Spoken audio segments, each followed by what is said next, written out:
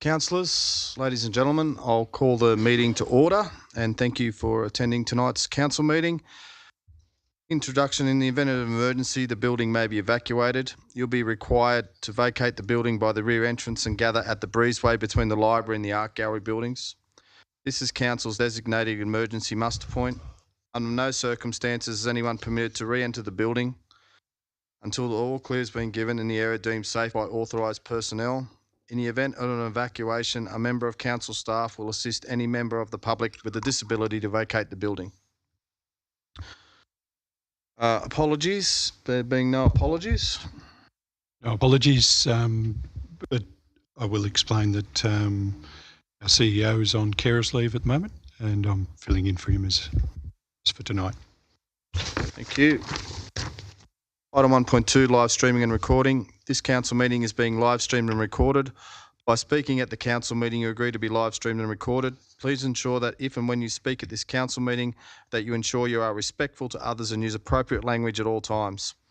Orange City Council accepts no liability for any defamatory or offensive remarks or gestures made during this course of this meeting. A recording of this meeting will be made for administrative purposes. Item 1.3 is acknowledgement of country. I would like to acknowledge the Wiradjuri people who are the traditional custodians of the land. I would also like to pay respect to the elders both past, present of the Wiradjuri nation and extend that respect to other Aboriginal Australians who are present.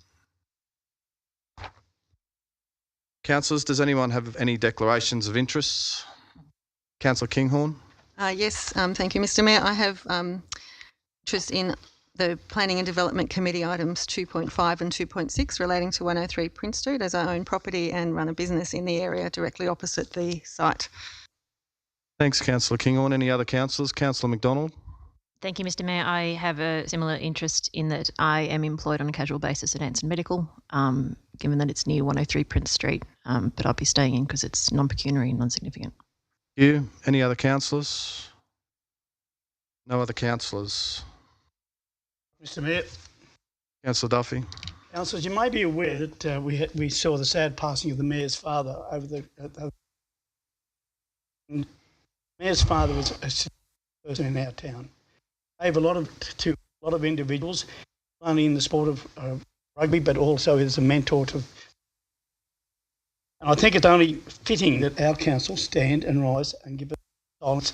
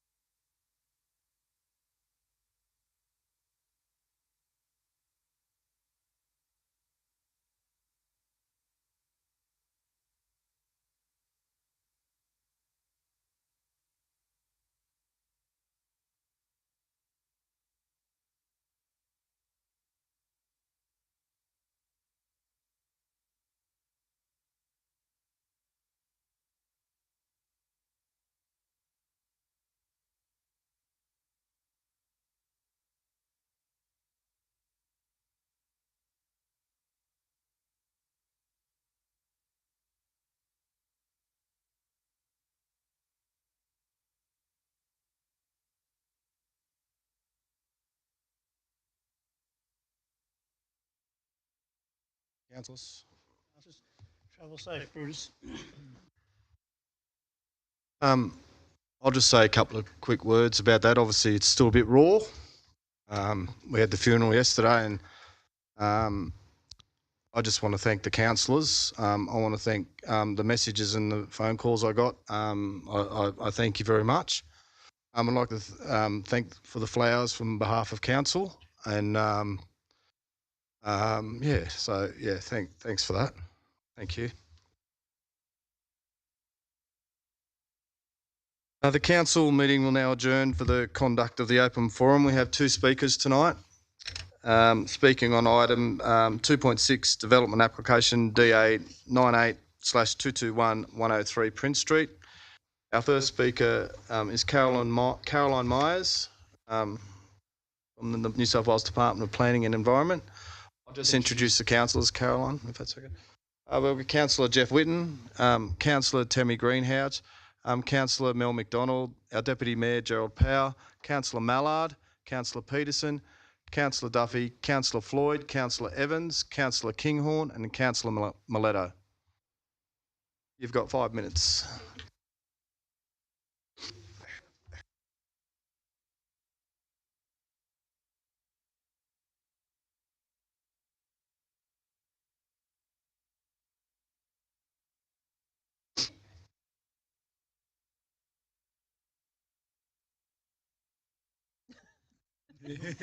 Lovely.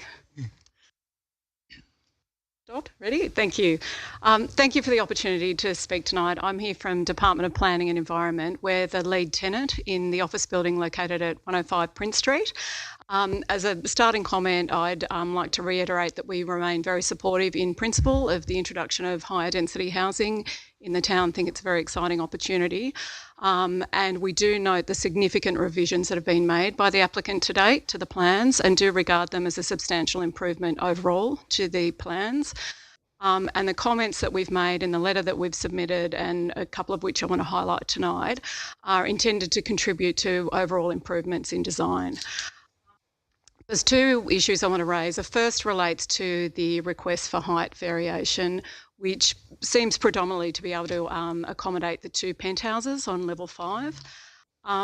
If the applicant has made their case to substantiate and justify the non-compliance and those penthouses go ahead, we do just have some concerns regarding the orientation, layout and materials for those penthouses. Now, we haven't been able to access the floor plans. I understand there's that they can't be published, and I understand that. But it appears that one of the penthouses is oriented to the south, so it overlooks Prince Street, and the other one appears to run north to south across the top of the apartment, so it would look directly at our apartment building. It has both the apartments have substantial outdoor spaces, and from the architectural plans on the council website, it looks like they've got glass fencing, glass doors, glass windows, but that whole western wall of our office building is also glass. So we will have staff that potentially are looking straight into the penthouses. There will be line of sight. So I think there's some concerns there for privacy for occupants of the penthouses. And I also do want to note that we are an office building, but we don't just operate 9 to 5. We have nearly every government cluster tenanted in that building now. We do work outside business hours. We can run projects over the weekends, particularly if there's an emergency response. And look, the vaccination hub that we ran there is a very extreme example, but we did design the building to be flexible, to be able to accommodate different projects and different needs. So I guess we just need to be aware that there will be light and movement and traffic in the building on the weekend. So I think that's something to be considered in the way the penthouse is designed, particularly where bedrooms, living spaces are located and glass. The second the second point I just want to highlight is the shared access way. So that's the road that now runs from Prince Street up to Dalton Street, so between the apartments, park and townhouses and our building. I think it was council's initial requirement that there be a pedestrian pathway run adjacent to the road. So it was about 1.5 metres and then the road of 6 metres. In the applicant's plans, they have actually combined those. So there is just one road that is for bikes, pedestrians and traffic. They have submitted a traffic engineer statement that says that there will be little to no demand from the public to walk up that road, but there doesn't appear to be any evidence substantiating that. And my concern is that there will actually be relatively heavy use by pedestrians. In all our submissions, we've made it clear that we absolutely support our staff accessing the park that's to be located between the townhouses and the apartments. We've got 660 desks in the building, so, I mean, not all of them will be accessing the park, but if a substantial number are moving out for lunch and walking up that path to access the park. We've also got TAFE over the road, whose staff might want to access the park. I'm also conscious that Sale Street still has herringbone parking. My understanding is that's to remain. I know a lot of people avoid driving up that street because of the herringbone. So the runway between our two sites may well get quite a lot of traffic. So I'm just concerned that combining pedestrian and bikes and vehicle traffic on one access way may pose a risk to safety. I know that the applicant has suggested a 10k traffic limit, but I think the same currently applies at the Sale Street herringbone parking area as well. So I'm just concerned that the true extent of pedestrian and traffic using that path hasn't been taken into consideration. Sorry. All my comments. Thank you very much for your time. Thanks, Caroline. Our next speaker is Mr. Paul French on the same DA. Mr. French, you've got 5 minutes. Thank you. Thank you. Thank you, Council, for making this opportunity available. I'm late to this discussion. I only joined Verdi a couple of months ago, and I'm not accustomed to speaking in such a formal situation, so please forgive me if I'm a little bit wobbly. I moved to Orange 10 years ago with my family, and we've loved living in this city. We come from Penrith, landed in Penrith in 1980, immigrated over from England, and I watched Penrith grow at an exponential rate. And by the time we left Penrith in 2013, Penrith had really lost its soul, and it is nothing but a whole bunch of massive high-rise developments, which to me I find quite soulless and quite disturbing. Penrith is certainly not the city that I knew when I was growing up, and I know that we're a developing city and that expansion is part of where we need to go.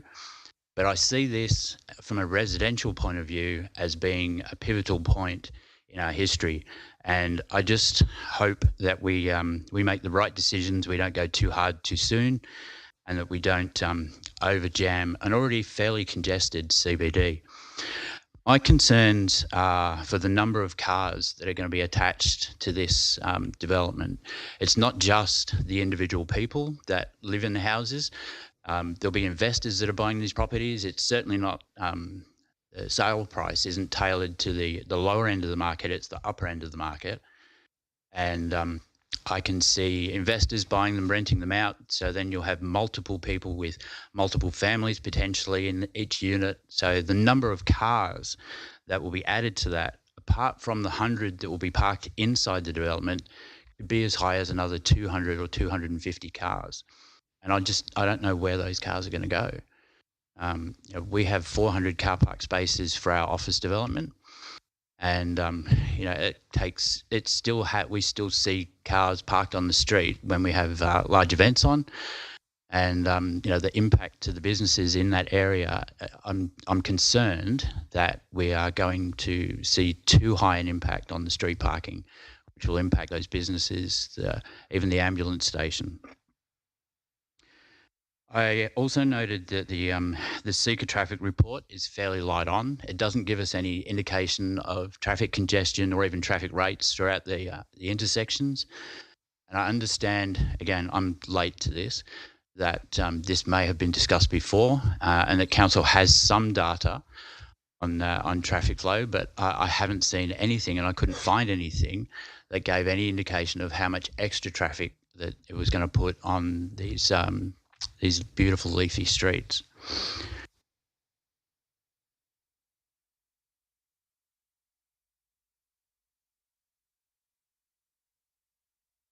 From a facility manager's point of view, I manage the site for the owner, and I'm very mindful of the fact that currently we enjoy really good sunlight across the whole scope of the building. And looking at the information provided, I can see that there is still some very significant shading across the whole western side of the building.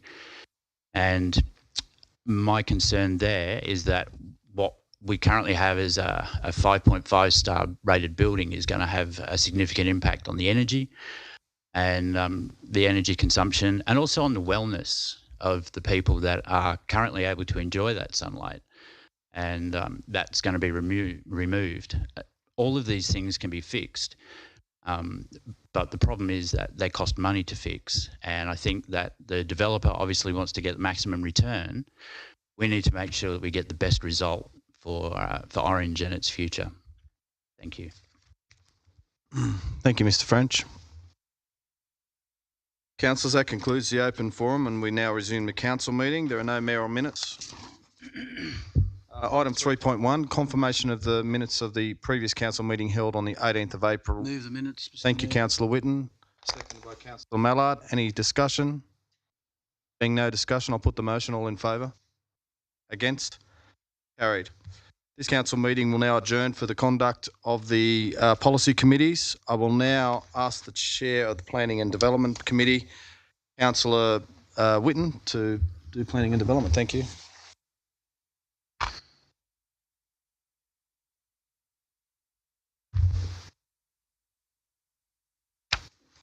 Thank you, Mr Mayor. I'd like to open the Planning and Development Committee meeting for the 2nd of May to 2023, and the time being, it's now 9 minutes to 7.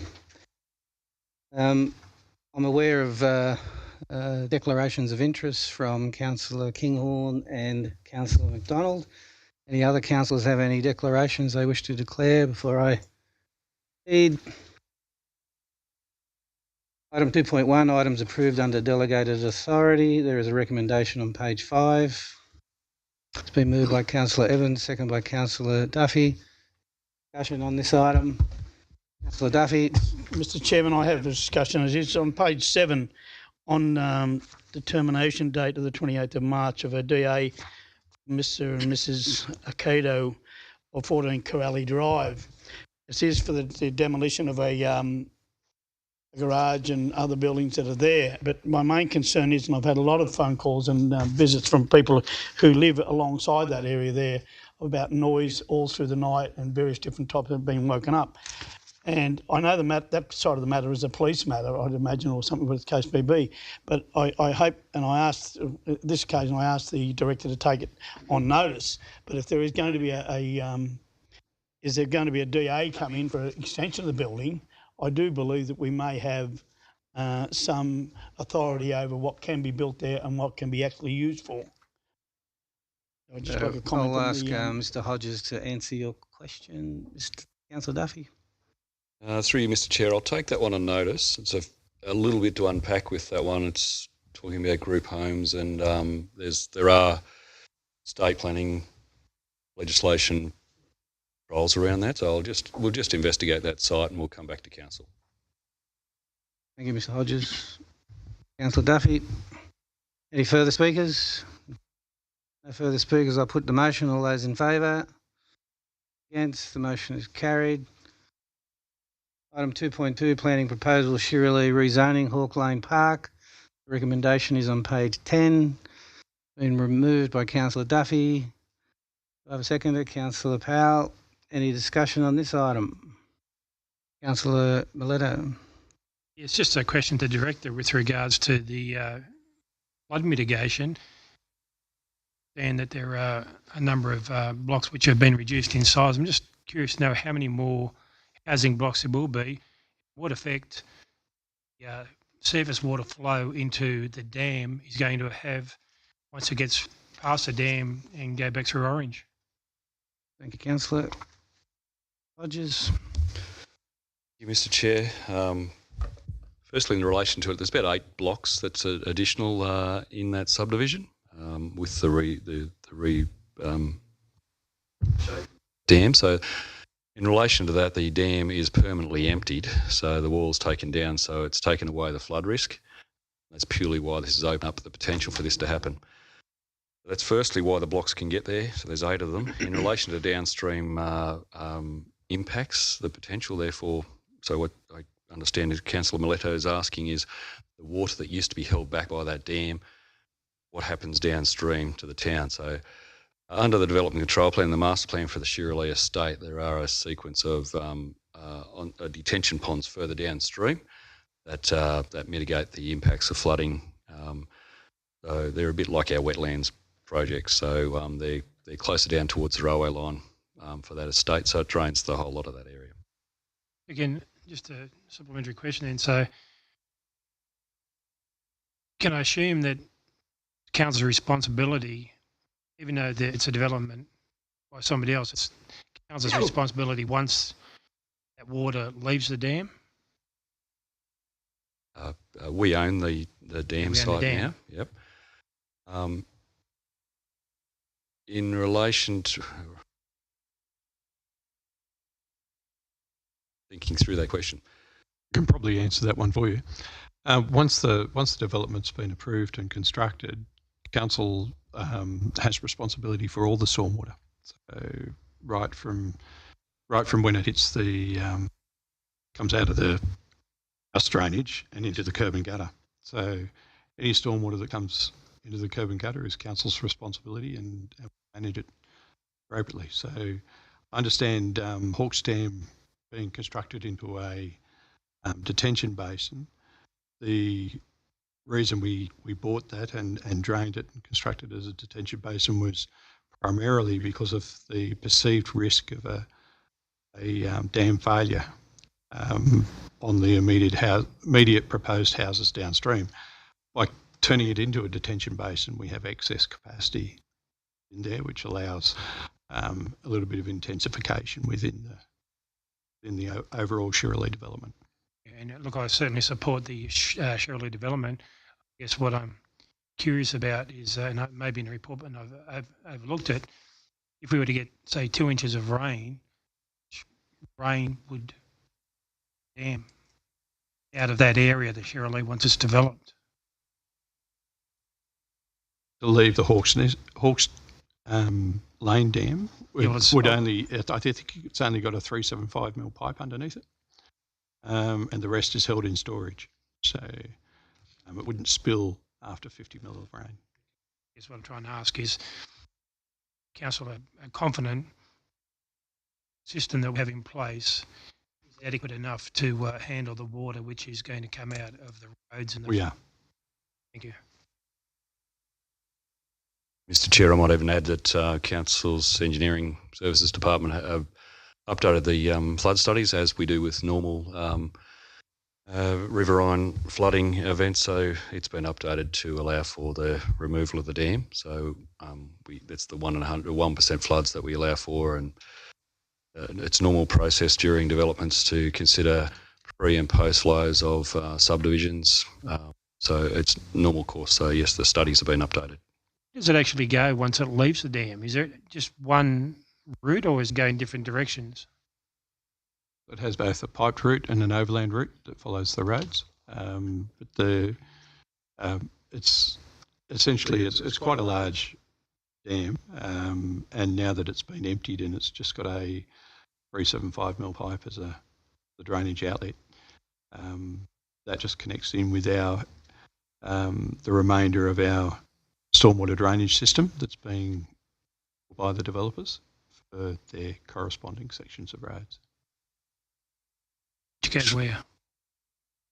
Eventually into the, I don't think it goes into the Ploughman system. I think it Blackman goes Swamp. Blackman Swamp Creek. Flows past And then Emu's Summerhill Rugby Creek. Club eventually, so under the railway line eventually, so straight south, it continues straight north rather, under the railway line and the back of the houses there on Woodward Street to cross near Gardner Road intersection and past the pool down under the park here, and eventually we'll come to our Lord's Place as well. and eventually we'll go into Blackman Under Stage Lord's 2 Place. water harvesting project. Thank you. Thank you, Councillor Mileto. It's a good question because that dam was a fair catchment point, so now it's not a catchment point anymore. That was a question I was wondering. Thank you, Mr Hodges and Mr Greenham. Is there any further discussion on this item? Yes, Mr Mayor, I just want to let you know that I'm Mr going to Mayor, support you've given me a pay rise, Councillor Duffy. I'm just the chair, not the mayor. Chair. And I just want councillors to be aware that we have to stop going south. That's some of the most precious land in the west of New South Wales. So what's your question, I know they Mr can Councillor talk about Duffy? You got a question young or you're does it speaking for or 3 times as against? big as what young has. Question? No. Thank you, Councillor Duffy. All righty. Any further speakers who want to speak for or against or have a relevant question? I've got some questions. Thank you, Mr. Thank you. Chair. Through you, Mr. Chair. So when this subdivision was approved that the lot in question is on, would they have been required to dedicate a certain amount of subdivision for public space?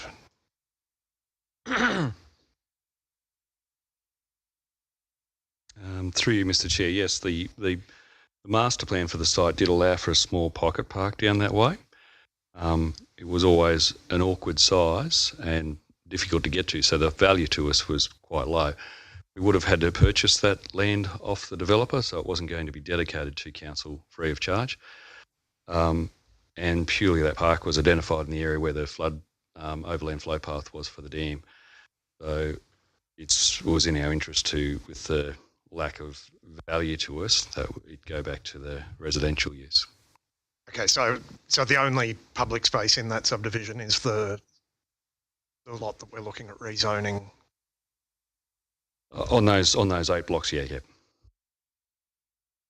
Okay. And the other question, and it goes to something that's coming up a bit later in the Environmental Sustainability Policy Committee, has this site been assessed for possible use as an off-leash dog area, for example, which I know the Companion Animals Community Committee has been asking about planning for that in terms of Shirley. I suspect your answer about it being privately owned or part of the... Not for this area. The good thing about Shirley is the open space network. So ranging from the two gravel quarries in the middle, but leading directly to the west of this site, we'll have more of an opportunity to consider open space where it comes up over the hill and drops down to Pinnacle Road. So we'll be bringing back in the future, there's a planning proposal coming in for that site to tweak a zone around it. And it's got large parklands through it, so we could give consideration to that when that comes back. But that will be coming to council for a proposal consideration. Thanks. Thanks, Councillor Mallett. Mr Hodges again. Any further speakers? No further speakers. I'll put the motion. All those in favour? Against? The motion is carried unanimously. Item 2.3, I see you're staying there, Mr Hodges. That's probably a good move. Planning proposal post-exhibition to Hanrahan Place, additional permitted use car wash. The recommendation is on page 58. Move the recommendation. It's been moved by Councillor Miletto, seconded by Councillor Floyd. Any discussion on this matter? There being no discussion, put the motion. All those in favour, put it on exhibition. Thank you. Motion's been carried. Sorry, against. There were no against. Item 2.4 is development application DA 820231 2 Trooper Place, Clifton Grove. Recommendation is on page 163. Mr Chair. By Councillor Hamling, seconded by Councillor Greenhalgh. Any discussion on this matter? No discussion. I'll put the motion. All those in favour? Against? Carried. If I might butt in, sorry, apologies. There was a... You don't get a vote, Director. There's a slight amendment that we need to just make sure we clarify with one of the conditions there in relating to the condition for contributions. Okay. An error in the paper that was just published to the councillors only, not to the community. So it's just on your running sheet there. So it drops the contribution in the box of that condition down to 7,000 something to 3,000. I'll just come up. Oh, here we go, yeah. So the total contribution amount should read 3613.68 compared to what's in there now. We're all aware of that? We're all still good with it? Okay. Thank you, Mr Director. So the next item is item 2.5, and we have Councillor Kinghorn, who will be leaving the room. Pause for a moment.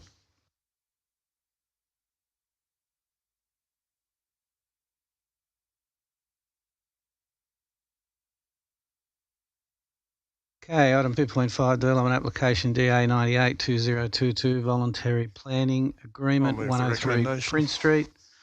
The recommendation. Moved by Councillor Mallard, seconded by Councillor Peterson. Any discussion? Councillor Duffy. Director, as regards to the VPA, is there any details of parking voluntary payment or case may be that might be there? Mr Chair, no. The voluntary planning agreement relates to principally the development and dedication of the Central Park, so the strip between the townhouses and the residential flat building. That strip there, the developer will construct the park and then dedicate it back to council. Parking is a matter in the next report, which is the development assessment of it. Any further speakers? Councillor Greenhalgh. I just declare a late interest, non-significant, non-pecuniary. Mars Property Group are a sponsor of the Junior Rugby League, of which I am. Staying in the room, councillor. Good. Have we got that, Madam Minute Taker? Thank you. Councillor Miletto. A point of clarification raised by one of the speakers, and it was the width of the road, and I think it was 6 metres, which initially included bike track. I don't remember that. Are you able to recall, Mr. Director, whether that was the case and whether that has changed or not?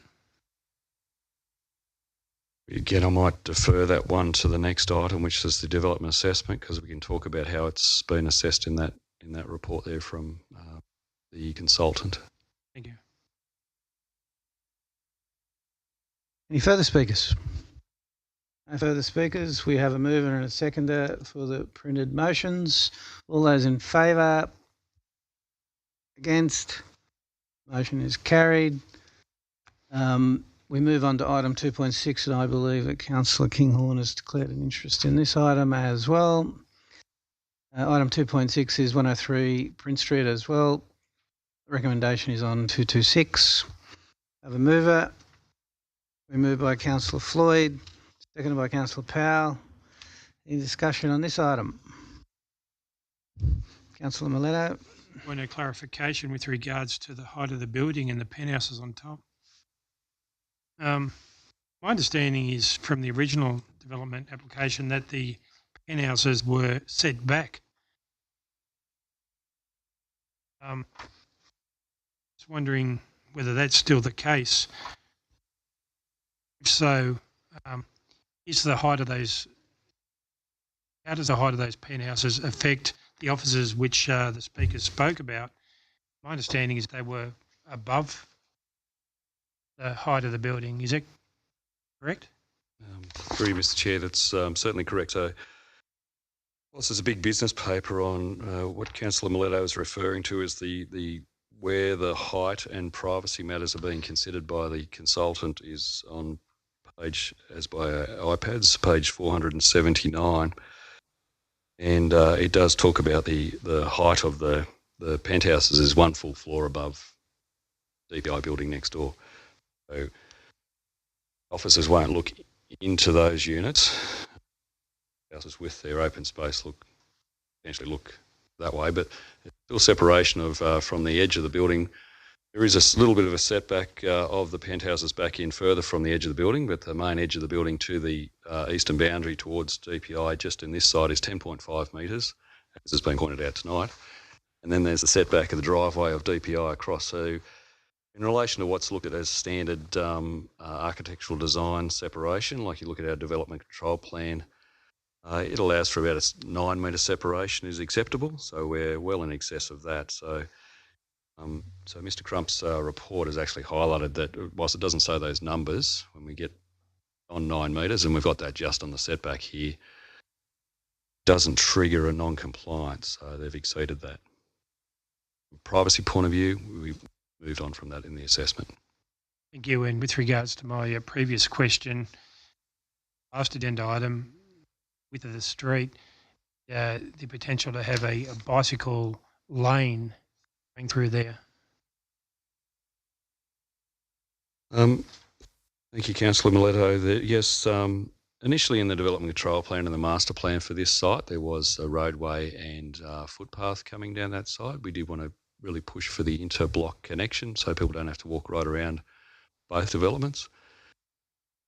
It was a key point that the planning panel pushed back on as well when they asked the applicant to redesign their proposal, and they took it on board. Yes, that site has shrunk down a bit, so the separation is 10.5 metres from the edge of the building across. They've asked for the amalgamation of the two areas. Now, our technical engineering staff have looked at it and said whilst their preference would be for a separate 1.2 metre wide walkway for pedestrians, the shared zone, given the low speed, as long as there's features such as speed humps and signage and changing the coloration of the walkways, that they could accept that width. Covered enough? Okay. Yeah, I think that's adequate, but there's also other examples within town. If you look at the old conservatorium, the access in there is 6.1 metres wide and includes a shared pathway area within that width. Thank you. Councillors, I might refer you to the recommendations. Item 1.1 is that we are acknowledging the report from Grump. 2, you need to give me some guidance on what you wish to do, because we are not the authentic authority. So I need to get some guidance from you that council determine whether or not it makes a submission upon this application to the Western Regional Planning Panel. We don't have to make a submission. We can put one in favour and one against. Councillor Milletto. I'm happy to move a recommendation that council submit a favourable report, include those concerns. I think that they've been managed from directors. I acknowledge. I'll second your amendment. We can just, well, with the motion, we can just add point 3, I should imagine, if the mover is happy for that and the seconder. Write a letter of support. We're putting a submission of support for the application. Councillor Floyd, you happy with that? Who was the seconder? I can't remember. Councillor Powell, you happy with that? So we're just having a recommendation, then it's made up of... It's not an amendment, it's part of the motion. Yes. The motion, yeah. Yep, I'll support the motion. I think the applicant came to council with a first go. Obviously, it didn't cut the muster. So they've gone back and had another go, and I've had a look at the design and that. You know, with the shared pathway, you see that all the time. You see that down in most streets in Sydney where you've got the shared bike lane, the pedestrian, that. Even if we've got to drop the kilometres to 5 kilometres an hour, whatever that can do. I'm happy with this, and I think this is a good design. But as Jeff said, as Councillor Whitten said, you know, we don't determine it. So we're putting his submission in as support. It's up to the Western Region Planning Panel. So I support this 100%. Councillor McDonald. Thank you, Mr. Chair. Look, I'm happy to speak in favour of the recommendations. I would just like to make one sort of aesthetic, I suppose, remark. It would be, I would think, a great opportunity for the designers to actually come up with something a bit different, because as one of our speakers mentioned tonight, you know, Sydney just has gone crazy upwards. And basically any of those designs for, not for the townhouses, but for the apartment blocks, I mean, that could be straight out of any Sydney suburb. So I think, you know, it'd be nice if they could have something a bit more unique to Orange in their design, but I'm more than happy to support the recommendation. Thank you, Councillor. Any further speakers? Councillor Mallard. Councillor Mallard's. Thanks, Mr. Chair. Yeah, happy to speak in support of it as well. And I do agree that we've got a better result, and it's good that the developers took the work after we made a submission and the planning panel sort of send it back for that work. Yeah, and I do think it's good that we're retaining some more of the trees along Sale Street and getting those sort of outcomes as well. I do sort of note the concerns from the speakers who came this evening. I do think part of the issue with the DPE building is the fact that it was designed with the southerly facing aspect and with a car park on the northern end of that site, when I understand that's caused some problems that were probably pretty obvious at the design stage in that site, that you're having the main entrance on the southern side and that's now leading to some overshadowing that wouldn't be there as much of an issue if it had been designed differently as well. And also, as someone who was born and raised in Penrith, I appreciate seeing the change in the western suburbs as well. But I do think with this site, it was always recognised that previously the base hospital had been a prominent building on the landscape of Orange's city as well. And this is one site where we could go a bit higher than we might like to go with residential development in general. So I think take Councillor McDonald's comments about character as well, but I don't think we're looking at approving these things going up all over Orange. Thanks, Councillor Milo. Councillor Duffy. Yeah, thank you, Mr. Chairman. I'm going to support the application, but and I hope that the Western Regional Planning Panel have a good look at the parking. My question to the director is the effect of the parking strategy. What's involved here when you look at the other buildings that are in the vicinity there, when you the old X-ray place there, which is on the market at the moment and things like that. What the parking in Dalton Street, is that part of this process or whatever the case may be? So there's an awful lot of apartments plus other buildings there that can have a hell of a lot more traffic there. It's very congested at certain periods of the day. But I mean, it's going to be out of our hands anyway. Through you, Mr. Chair. Generally how the parking works, so we have our standards that arise out of the Development Control Plan and they've been assessed to that. So will it change what's happening in the Fishbone parking of Sale Street? No, it doesn't. It actually improves what we saw last time. Last time they were putting in 2 driveways in there, so we're losing more parking and losing more trees. The discussion in the report about that tenant planner has considered went to the proponent was wanting to have more car parking spaces allocated to each unit. Trade-off. Normally when you do particularly larger developments, these medium density ones rather, you'll have a combination of visitor parking plus also tenant parking. So their preference is to focus on giving the car parks to the users, to the tenants. So we've changed the variation. So the parks are there or thereabouts still, but it's the mixture is more focusing on the tenants. So the report highlights that technically there's 13 visitor spaces short being given to the units. So it's probably not a bad practical solution to it. So, the parking's been considered on it, and that was, as you can see, with the change of the design, where there was a slight reduction in the number of units as well that went in there that assisted with parking scheme work better. Doesn't mean that there'll be no on-street parking. With any medium density development, people are more likely to park on the street and walk on in, and that's why we've actually looked at the value of having visitor car parking spaces on the site. So anyway, we've assessed it back to our standards, and it's and the parking's there or thereabouts. Thank you, Mr. Hodges. Any further speakers? No further speakers. Vote on these items each separately or as a block? No, just as a block, because it doesn't make any sense councillor, to vote. You'll need to move it. You'll need to move that way if you want to deal with them separately. So you want to deal with them in seriatim, is what you're saying? You moving that way? Do we have a seconder? Motion has failed because of no seconder. The motion is as printed, or not printed. We've added a third item, which is to write a submission of support for the application. All of those in favour?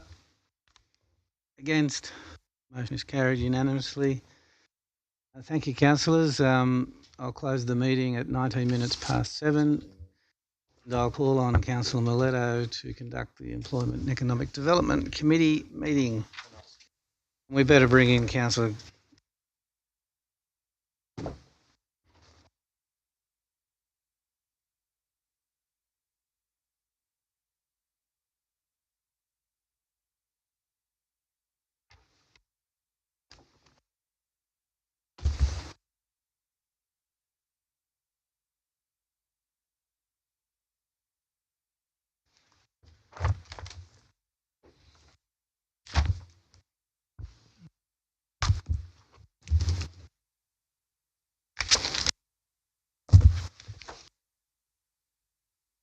Thank you, Councillor Winton.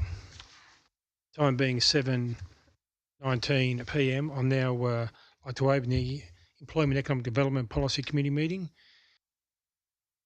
We go to item 1.1, declarations of interest. I don't believe there are any. Does any councillor have one that they've identified since we've started the meeting? Being none, we'll move on to item 2.1, and that is the minutes of the Economic Development Community Committee meeting held on the 22nd of February 2023. There is a recommendation on page 5, councillors. Do I have a mover and a seconder? Moved by Councillor Floyd, seconded by, thank you, Councillor Kinghorn. Are there any discussions on this item? Yes, Councillor. Thanks, Mr. Chair. Peterson. I'm just referring on page 18, there's item 4.1. Just want to reference the data in the R placemat. I recall on 7th of February this year requesting a publication of the vital signs of Orange, just for some informed community discussion and scrutiny about important points that we might have to consider the state of the city. And I thought this data, if it was kept up to date, would meet that request, and maybe we can explore an accessible way to publish it. Thank you, Councillor Peterson, and that was discussed during the meeting. Obviously, there's certainly some interesting data in there, and it is very useful and would be of interest to the public. So we did discuss that, and we're trying to work out how we're going to manage that. So thank you for drawing that to our attention. Any other questions? There being none, I'll put the motion. Hands for all four. Any against? Carried. Item 2.2, that's the minutes of the Economic Development Community Committee held on the 12th of April 2023. The recommendation on page 23. Do I have a mover? Thank you, Councillor Mallard. A seconder? Thank you.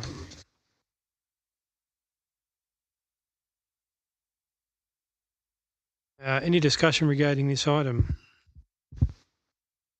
Thank you, Mr. Chairman. I don't have much of a problem with this. I'm going to support it, but I do take dot point 2. I think it's going to be a government to determine. And I think anything we come up with, depending on the actual costings and what the actual government of the day wants to cut back. I know the previous government weren't happy with the situation of increasing it. Much changing with the next government. That's good. Thank you, Councillor Duffy. Councillor Mallard.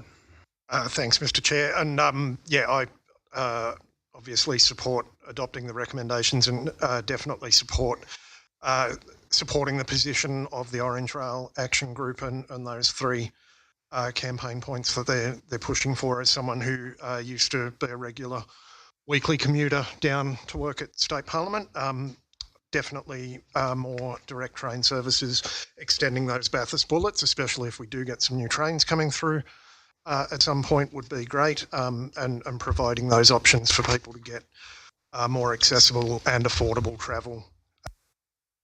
The only change I'd suggest is I'd prefer to see, instead of Opal card ticketing, that we just make public transport free and be done with it and let people get around freely on public transport.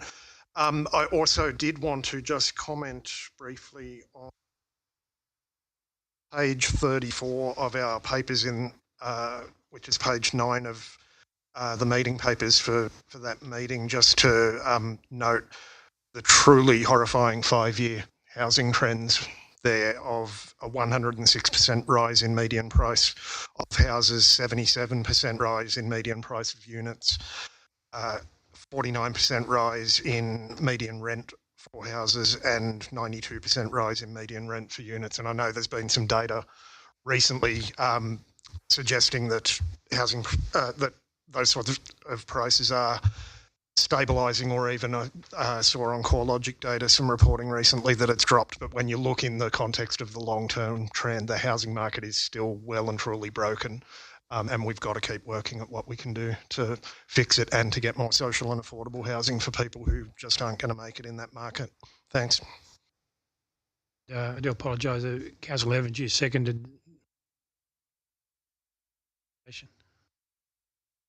Any other speakers? There being none, I'll put the motion. All for? Any against? Carried. Thank you, councillors. That concludes the... Oh, sorry. Thank you, council. That concludes the Employment Economic Development Policy Committee meeting. The time now being 7:24 p.m. and I now call on Councillor Evans to conduct the Infrastructure Policy Committee meeting. Thank you. On the bottom of yours.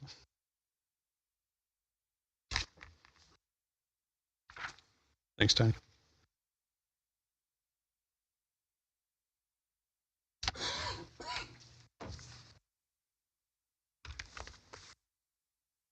Thank you, Councillor Miletto. I'll open the Infrastructure Policy Committee meeting for 2nd of May at 7:23.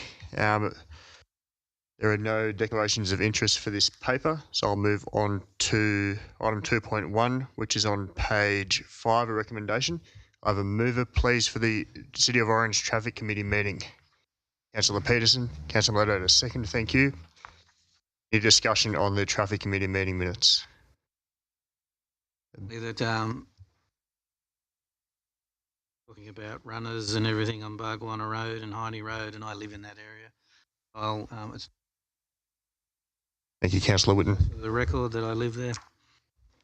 Any other Chair, comments? could I just make a quick comment? Just a matter arising out of 3.1. I just wanted to say the Anzac Day March, how big it was this year. There was lots of people and great respect shown.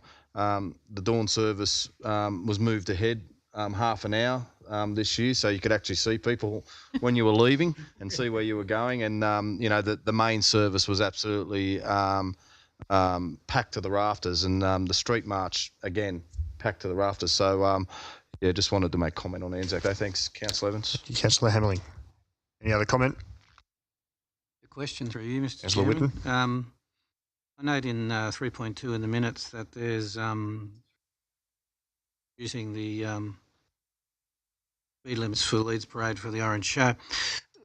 Where's the parking? Is there, because that's always been an issue over there. Have we got any allocated parking for the on the showground side itself? Or Director Greenham or Mr. Hodges? I'll have to take that one on notice, to be perfectly honest. But yeah, Leeds Parade, isn't it? I believe it's still on the road. so there's no sort of... Thank you, Yeah. Mr. Any further questions? Councillor Duffy. We're on 3.1, I take it? Yep. Okay, I just want to go back to on page construction work on page 49 with regards to the Lord's That's the Place next water item. mains renewal. Councillor Duffy, you're on the wrong motion, sorry. Yeah, 2.1 we're on. Still on 2.1. 3.1. 2.1. 2.1. Do you want to talk to Yeah, no, Part I 3.1? just asked my partner and he said no. Not my partner anymore. on 3.1. Good. Further questions on recommendation 2.1? No. That being said, I'll put the motion. All in favour? Unanimous. Thank you. We'll move on to item 3.1, and that's on page 46. I have a mover for the current works report. Councillor Peterson, seconded by Councillor McDonald. Any comments on the current works report? Councillor Duffy? No, he's got none. Okay. Any other comments on the current works report? Questions to the director. Miletto. No, I thought you stood up first, but I wish we'd over. Mine's a matter arising. As if Councillor Duffy wants to go ahead first, I'm quite happy. Stand up again. Councillor Duffy. You can do your knees in. Thank you, Mr. Chairman. About time we get things right. Lord's Place water mains renewal on page 49. The money for that works. What's that coming out of? Out of the Future Cities money.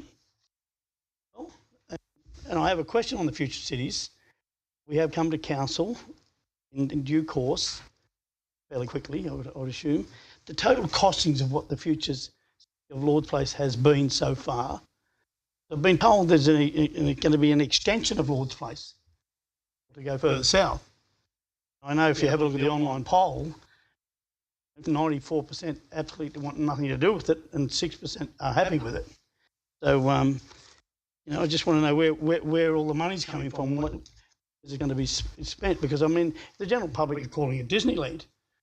That's the way. Councillor Duffy, do you want to talk about the water main renewal? I'll take Disneyland as a compliment, and I'll start with the water main renewal. But Minnie Mouse and Mickey Mouse and all. Absolutely.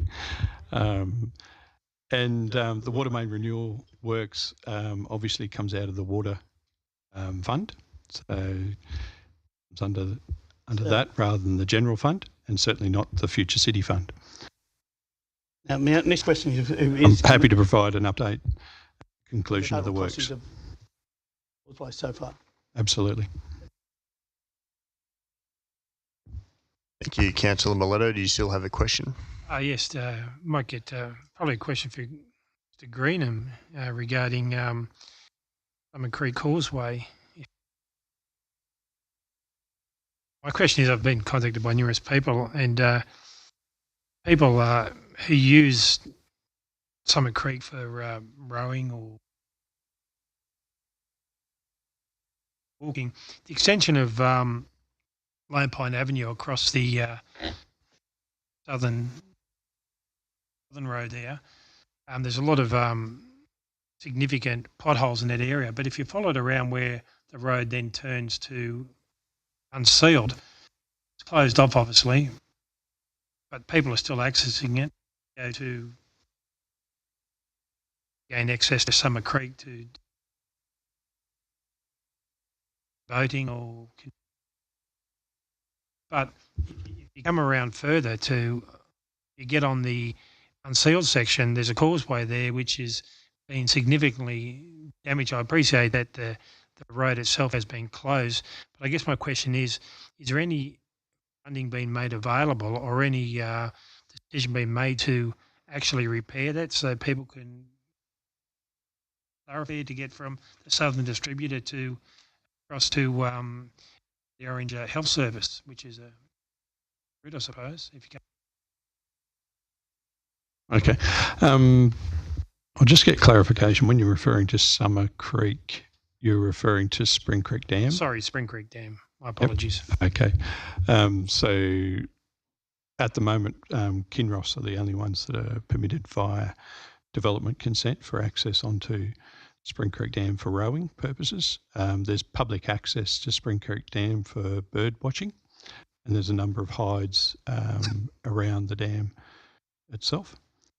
And there's pedestrian access near the lock gate at that point.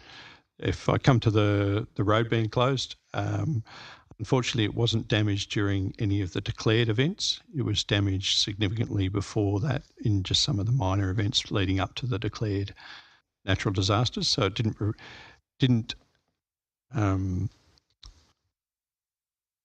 it wasn't eligible for funding under the natural disaster funding arrangements. However, there is another section of the fund that, that's more general and applied to council as a whole, and we're looking to seek funding for the repair of that crossing through that fund.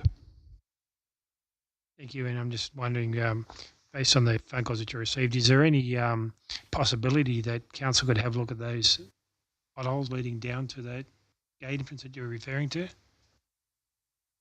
Filling them or something? They're quite significant. I went and had a look at them myself. Yeah, happy to take that on notice. Yeah. Thank you. Thank you. Any further questions? Councillor Mallard. Thanks, Mr. Chair. Just a question or two about the energy use reporting on the final page. Am I right in understanding saying kilowatt hours? So is that just electricity consumption we're getting reported there? That is electricity consumption, not gas. Is it possible to get some information for council about how many what council sites have active gas connections and on gas consumption as well? Yeah, can certainly look into that. Thanks, that'd be great. Because obviously it's an important area to look at and potentially one to think about planning for replacement. If anyone's seen or heard Saul Griffith talk with the federal government starting up Rewiring Australia, it could be something to need to keep on the radar. Thanks. Councillor King on. Thank you, Mr. Chair. I just had a couple of questions about Lord's Place. Went for a wander up there after the Anzac Day service, and just on the bits where they've got the sort of green and yellow swirls, just notice it goes up over onto the footpath, and to me it just looked like you lose a bit of perspective on the step up over the gutter. Are there standards for that? It's just a bit harder to see that there's a step there, and I just thought, that just might have been I was just concerned that somebody might not see it and it might be a bit of a trip hazard. And the second thing is the parallel parking spaces next to where the seating areas are. Are they a standard width? There were a couple of cars parked there that when the door opened, it came out onto the street, it just seemed to be quite narrow. Might have just been a wide car, but I just wondered. Yeah, so the parallel parks are a standard width, if I take that Okay. one first. And the painting isn't finished there. We are looking to perhaps highlight that curb edge as well as a good. delineation. Okay, thank you. Thank you. Thank you. Councillor Greenhouse. And my comment, Francis, is exactly what you're talking about with the curve. I've had conversation with a gentleman in our community that is vision impaired, and that is exactly what happened. So yeah, definitely something that we need to look about. Like he was conscious that it was great, for access for wheelchairs and disabled people like that, but for vision impaired, he said we need to take that into a little bit more consideration as well. So thank you. Thank you. Further comments? I'll put the motion. All in favour? Unanimous. Thank you. I'll close the infrastructure meeting at the time 7:32. I hand over to Councillor Mallard for economic sustainability. Environmental. Thanks, Jack.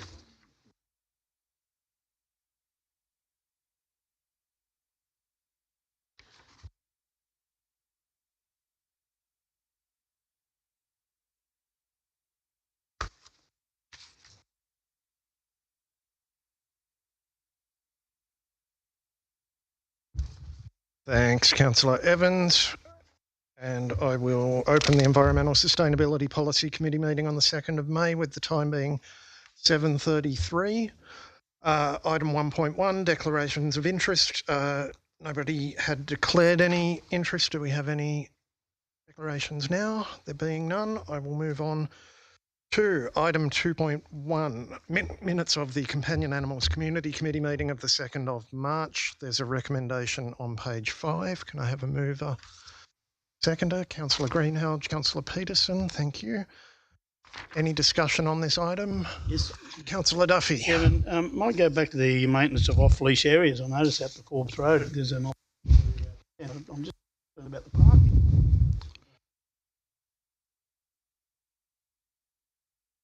Water flows down. It is a bit of concern, and I'm happy for you to take it on notice where we're actually going with that dog leash area there. At the moment, it's just willy-nilly. People just coming in off the road. Yep. Traffic numbers.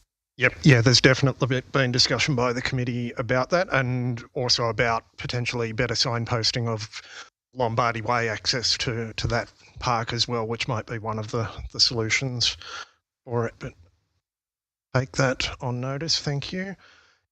Councillor Miletto. This matter arising, I'm just curious to know how many dogs there are registered in Orange. You aware of that?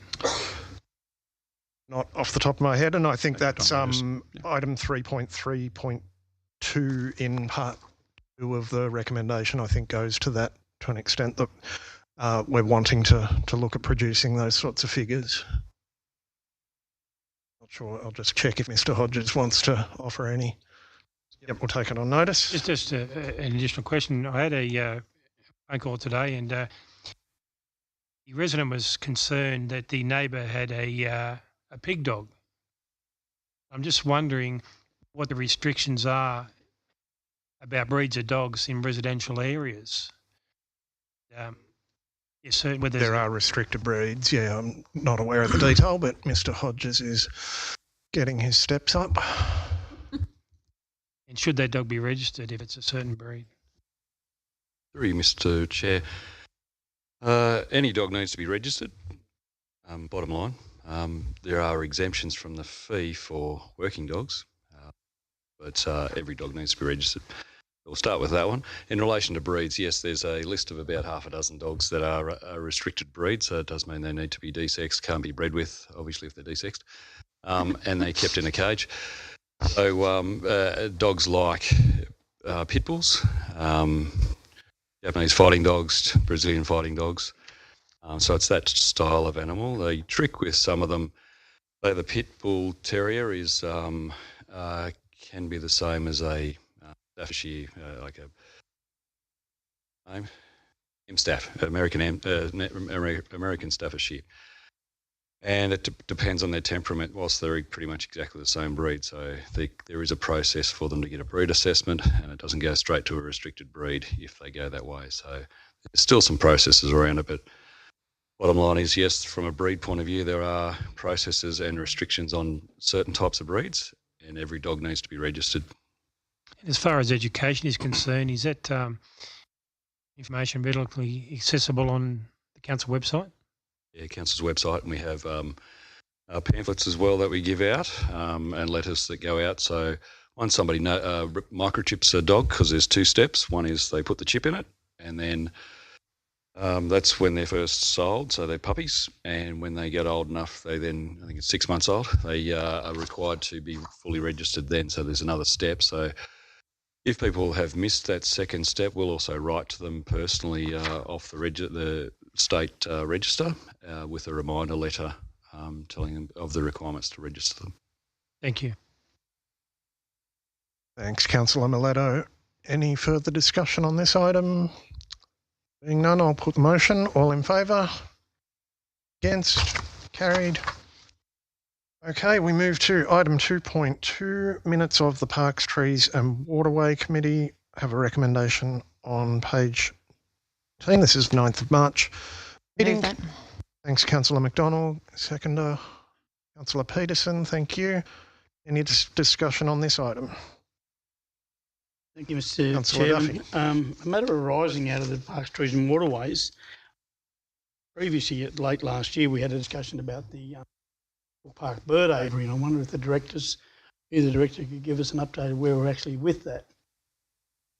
Happened, because I do know tonight there are a number of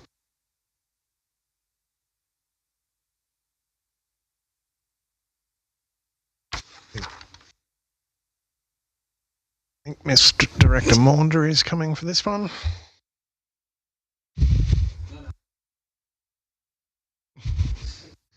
You're swearing at me. Through you, Mr. Chair. Yes, we've commenced work, Councillor, on investigations as to what we might be able to do. We've identified some different aviaries around in other cities. So in particular, some in Cowra that are walk-through aviaries, so where people get to actually enter into the aviary and be more exposed to that environment. There are some practical difficulties around volunteers assisting with the care of animals, birds in that environment at the moment. They have to be licensed and registered, and I'm sure that process could be undertaken, but there are some technicalities around that. But long and the short of it is, yes, we are investigating, looking at ways that we can do it, and then how we might incorporate a larger facility within Cook Park and its heritage nature, and how that might fit in with the building infrastructure that's there at the moment. So we are working on it.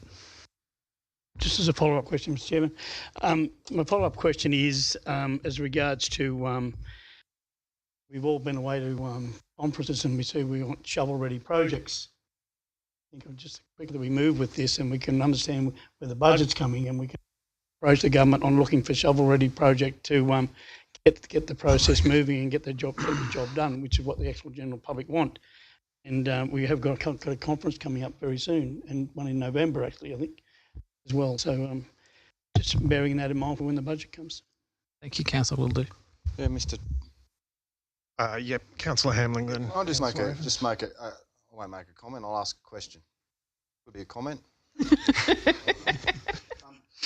When we have volunteers that are quite willing to be involved in anything,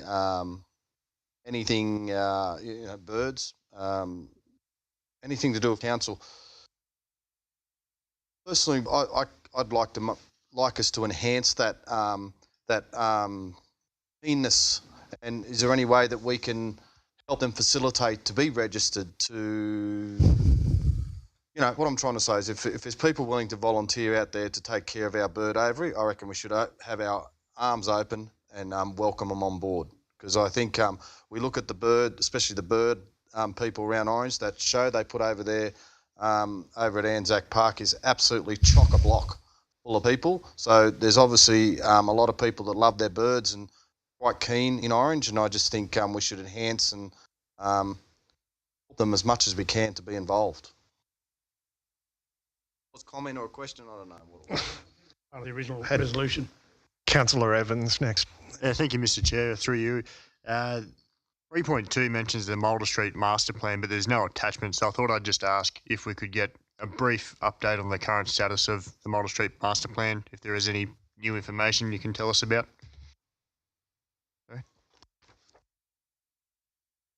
There's no new information. We provided the master plan to the committee, but it is a master plan of works that could be undertaken on that. Yep. Through that precinct. We're up to with things like the rage cage and the splash park, etc.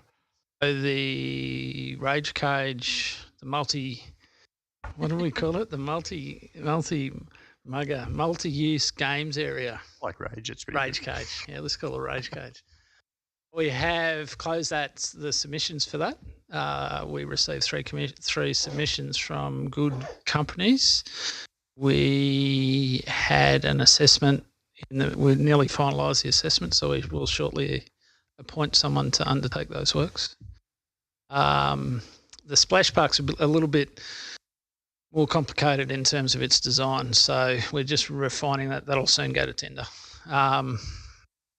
What we were trying to do and what has been recognised is we're not Forbes, for example, or we're not Dubbo. So our months of, like now, it's colder earlier and longer, and having a full wet water park in Orange, and that's its only purpose, where all you do is get wet by water, restricts its use. So it wouldn't be used now. So we were looking at how we could incorporate other activities into a water play facility, so you could play with water, not necessarily get wet by water. So it's not water cannons or buckets dropping water on your head or ice whatever skating it is. Yeah, ice skating. Well, we could. Yeah. So there's a range of different options in that design. So we're trying to come up with a design for that park that is able to be used. It won't be used every month of the year, but more months of the year than a straight water park. So that's been the complicator. Very cool, you could pick up Forbes and go, let's build that, but it'd only get used 3 or 4 months of the year. Thanks. Councillor Greenhalgh. Just through you, if I can, Mr. Chair, another question to Director Maunder. Can we have an update what the plan is for the indoor play centre for this winter? We haven't undertaken any work on that. I know in my discussions with the tennis centre last year that they were open to having, because it worked for them. We still retain all the equipment. That container is actually still located at the tennis centre. So the ability to re-establish that, we could approach them again to do that, given that it hasn't been something that's been provided by the broader community or business at this point. Thank you. We can do that. I just stand right now. Just with the indoor playground, I know we had some private interest early on in the piece, and it certain economic factors ruled those out. I wonder if we can still see if we can approach businesses that have already got some sort of centre happening and seeing whether they see Orange as just private ones out of town. I just don't want us to knock it on the head and say all too hard. No one's going to come out here. All too hard.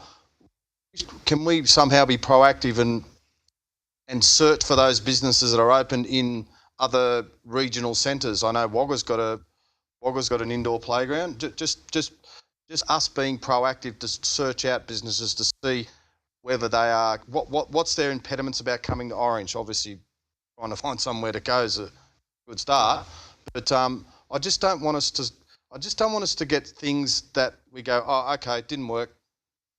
We're not gonna worry about that now. We'll move on to something else. I just want us to, and with the support of the council, maybe look at a way to bring something out here privately and help them establish out here, but just get to the bottom line about why they wouldn't come out here. We can do that, Mr. Mayor. I might refer it to Economic Development. No, more than happy to. I know what you're saying. I agree with you. So the indoor centre, it worked. It worked for the tennis centre. It worked for the community. It had what was established in there was used. We can certainly investigate those matters with other businesses and see if we can bring them to support them to come to town.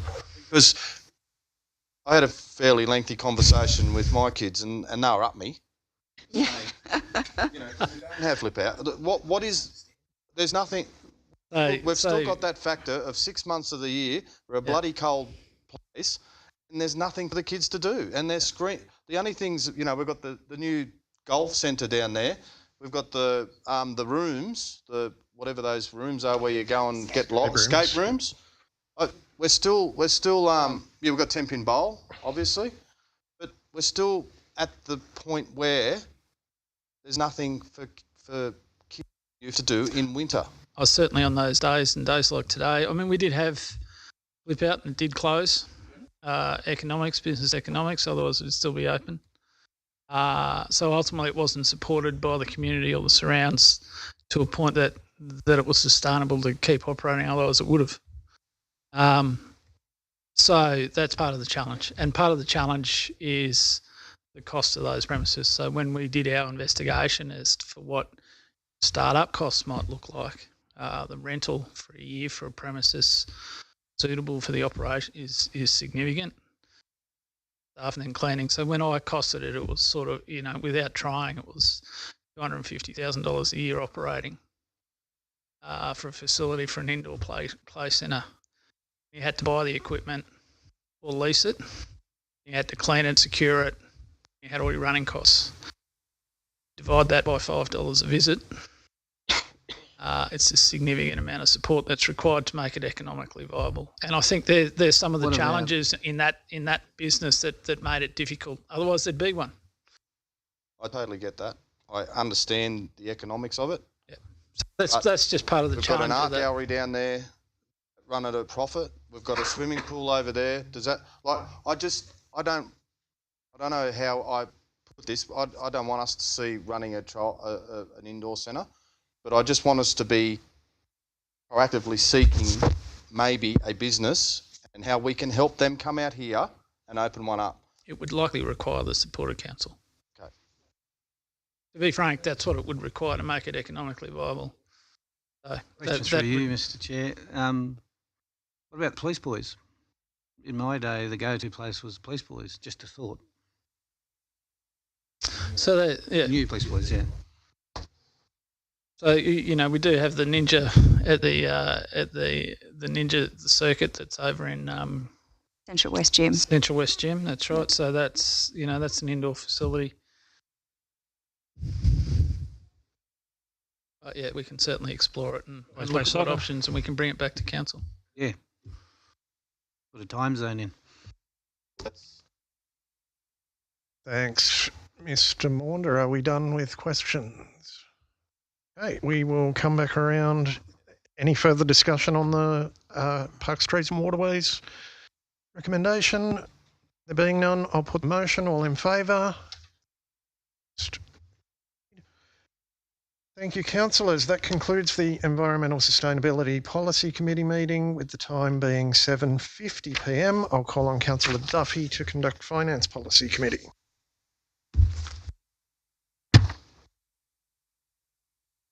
Budget night.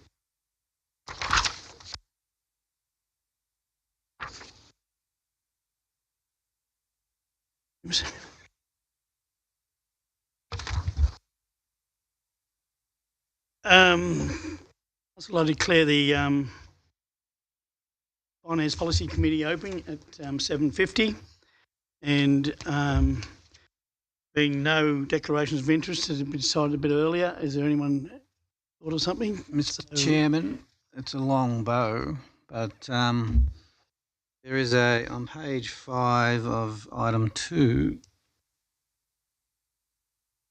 Daily Association. I happen to be the country president of the Economic Council of India. There's no association, but I thought they're an interest for the non-pecuniary. I can pretty assure you there'll be heaps and heaps of codes of conduct coming on that. You can imagine. It's up to you to declare the interest if you wish, but I don't see any issue with it.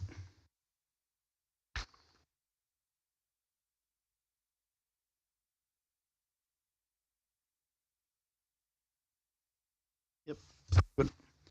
Okay, we now move on to item number 2.1, and on page 5 there's a small donations grant application there.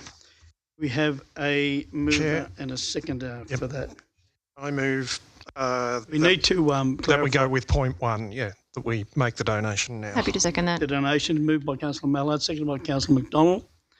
Any discussion? Councillor Greenhill. Thank you, Councillor Duffy. I'd just like to speak to the motion. I'm happy to support the motion.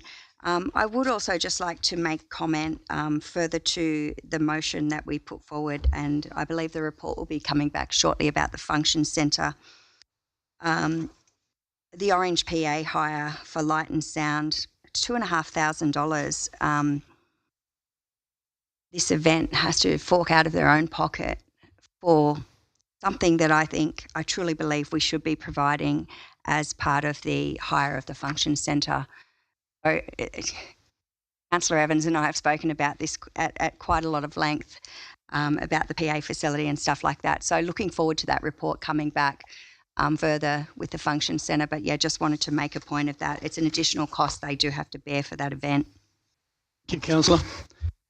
You want to a matter arising, but we don't have to arise it now anymore. Okay, any further comments on that? No further comments. I'll put that recommendation. All those in favour, raise your arm. Unanimous. There being no further matters, I've got a matter Just said arising. matter arising, Councillor Duffy. I'll beat you to it. I've got a matter arising, councillors. There's 5 women who are riding a push bike from Orange to Cowra to Parkes to Forbes and finish up back across to Mudgee, and they're requesting $1,000 from council. I'm happy to move that way, provided they put in their correct application, approval, and their CEO have the use or accept that for $1,000 donation. I have a seconder for that recommendation. Seconded, Councillor Floyd. But I will speak for it because I'll explain to you what it is.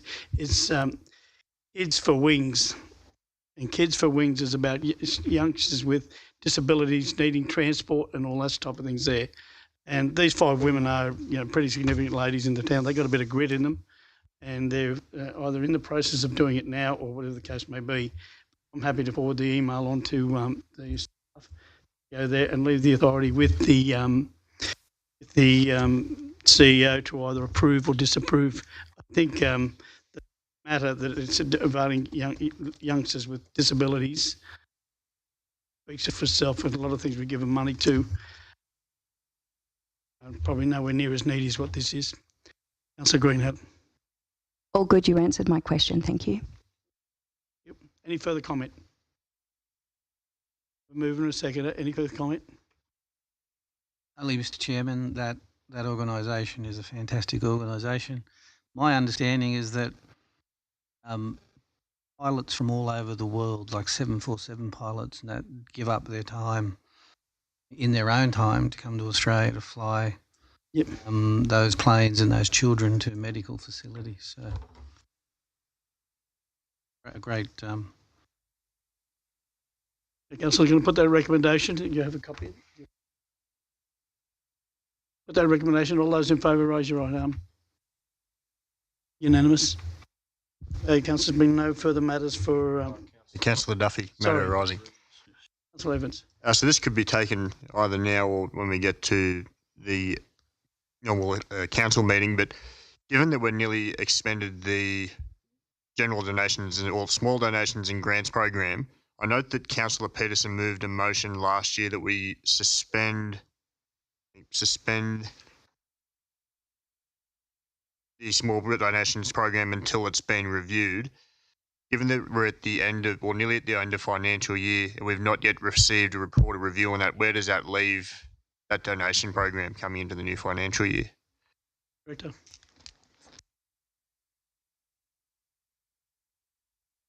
That come out right. You understand what you're saying. I know what I mean. What count, mate? Thank you, Councillor Evans, through you, Mr Chair. So we are conducting that review currently of the Small Grants and Donations Program. We are working towards a report to Council before the financial year. We have got in the current budget, which will come to Council, the existing funding amount, which is $64,000 for next financial year. So hopefully we can have that review, that in the budget, and that can go and be exhibited, and then any feedback from Council can be taken. So at this point in time, we want to make sure that we have that to Council so that we can make a decision around suspension or moving forward for the next financial year budget. Cool. So we're Thank you, good to go Director. 1st of July. I'd just like to make a comment on that, is that Council has a number of creative accountants that can actually find money when they desperately need to. I think they come in that are necessary. I think we can, accountancy staff can easily find. Thank you. Transferring funds, yes. Oh. Treasurer? Council, there's been no further matters for finance. I declare the Finance Policy Committee closed at 7:57. On the Service Policy Committee, Councillor McDonald to address the meeting.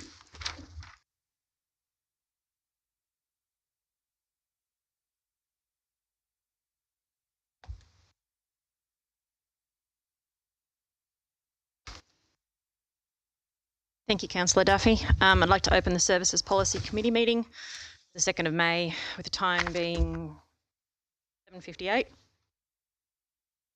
Any declarations of interest from any councillors? Nope. Easy done. Item 2.1, minutes of the Orange Health Liaison Committee meeting of the 7th of February. Recommendation is on page 5. And a mover and a seconder, please. Thank you, Councillor Kinghorn. Thank you, Councillor Greenhalgh. Any discussion? Thank you, Councillor Mallard. Thanks, Chair. I just wanted to note in these minutes, it's good to see on page 8 and 9, the information relating to the presentation by Housing Plus and then the adoption of the Health Liaison Committee of this idea of community entrance signage. Just wanted to note it, and it's important to see the services that organisations like Housing Plus are providing in terms of Orchard and then the programs that they run as well for at-risk groups in the community as well.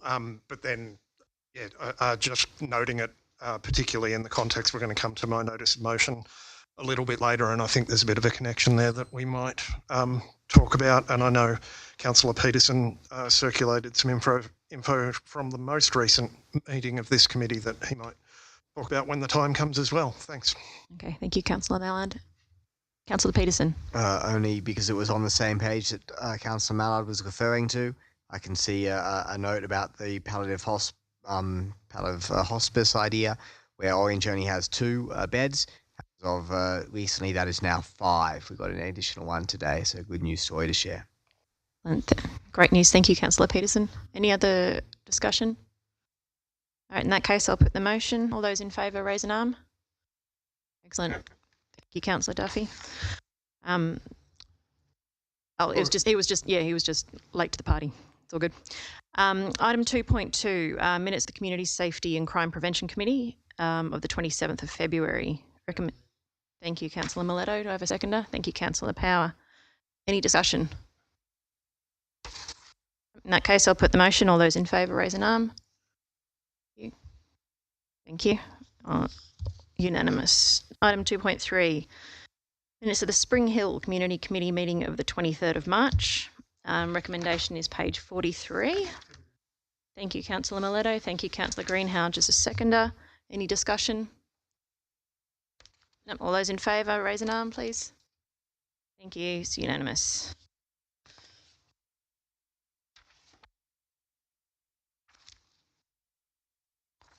Got a little bit botched up here. Item 2.4. Minutes of the Clifton Grove Community Committee meeting of the 30th of March. Recommendation is page 67. Thank you, Councillor Greenhalgh, for moving. Do I have a seconder? Thank you, Councillor Floyd. Any discussion on this one? All right, I'll put the motion. All those in favour, raise an arm, please. Excellent, unanimous. Matter arising from those minutes. Yes, Councillor Witten. Many councils ago, we often would at these different villages give them a show of support for their time as committee members, the Clifton Grove Committee and the Lucknow Committee. I was just wondering if it would, is it something that we should raise again to look at meeting out at those, probably in the warmer months? Those were a bit cool. But I'll just leave that as a matter arising and plant a seed for the councillors to think about. They used to be very enjoyable and they used to get... I think it's a well worth us showing. Like, it's easy for us to come here because it's nice and warm and it's all here. But to get out to those communities, Spring Hill and Lucknow and Clifton, have council meetings. Yep. I agree. Thank you, Councillor Witten. Can I leave that with you, Mr. Director? Excellent. Alrighty, item 2.5, minutes of the Lucknow Community Committee meeting with the 13th of April. Recommendation is on page 87. I'm after a mover and a seconder, please. Thank you, Councillor Floyd. Thank you, Councillor Evans. Any discussion? Yes. Any discussion? This is Lucknow. The Lucknow, yeah.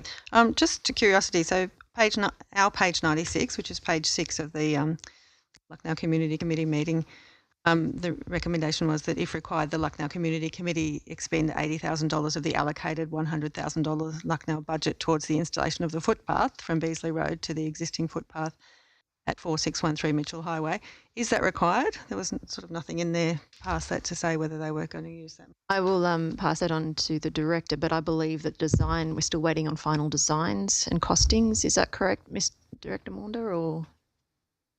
We're waiting on final works authorisation deed from Transport for New South Wales, as I understand. That will inform the final design. But I do believe that with the money that Council's allocated, they will need to also put in their village money to help fund that facility. All right, excellent. Councillor Miletto. Matter arising.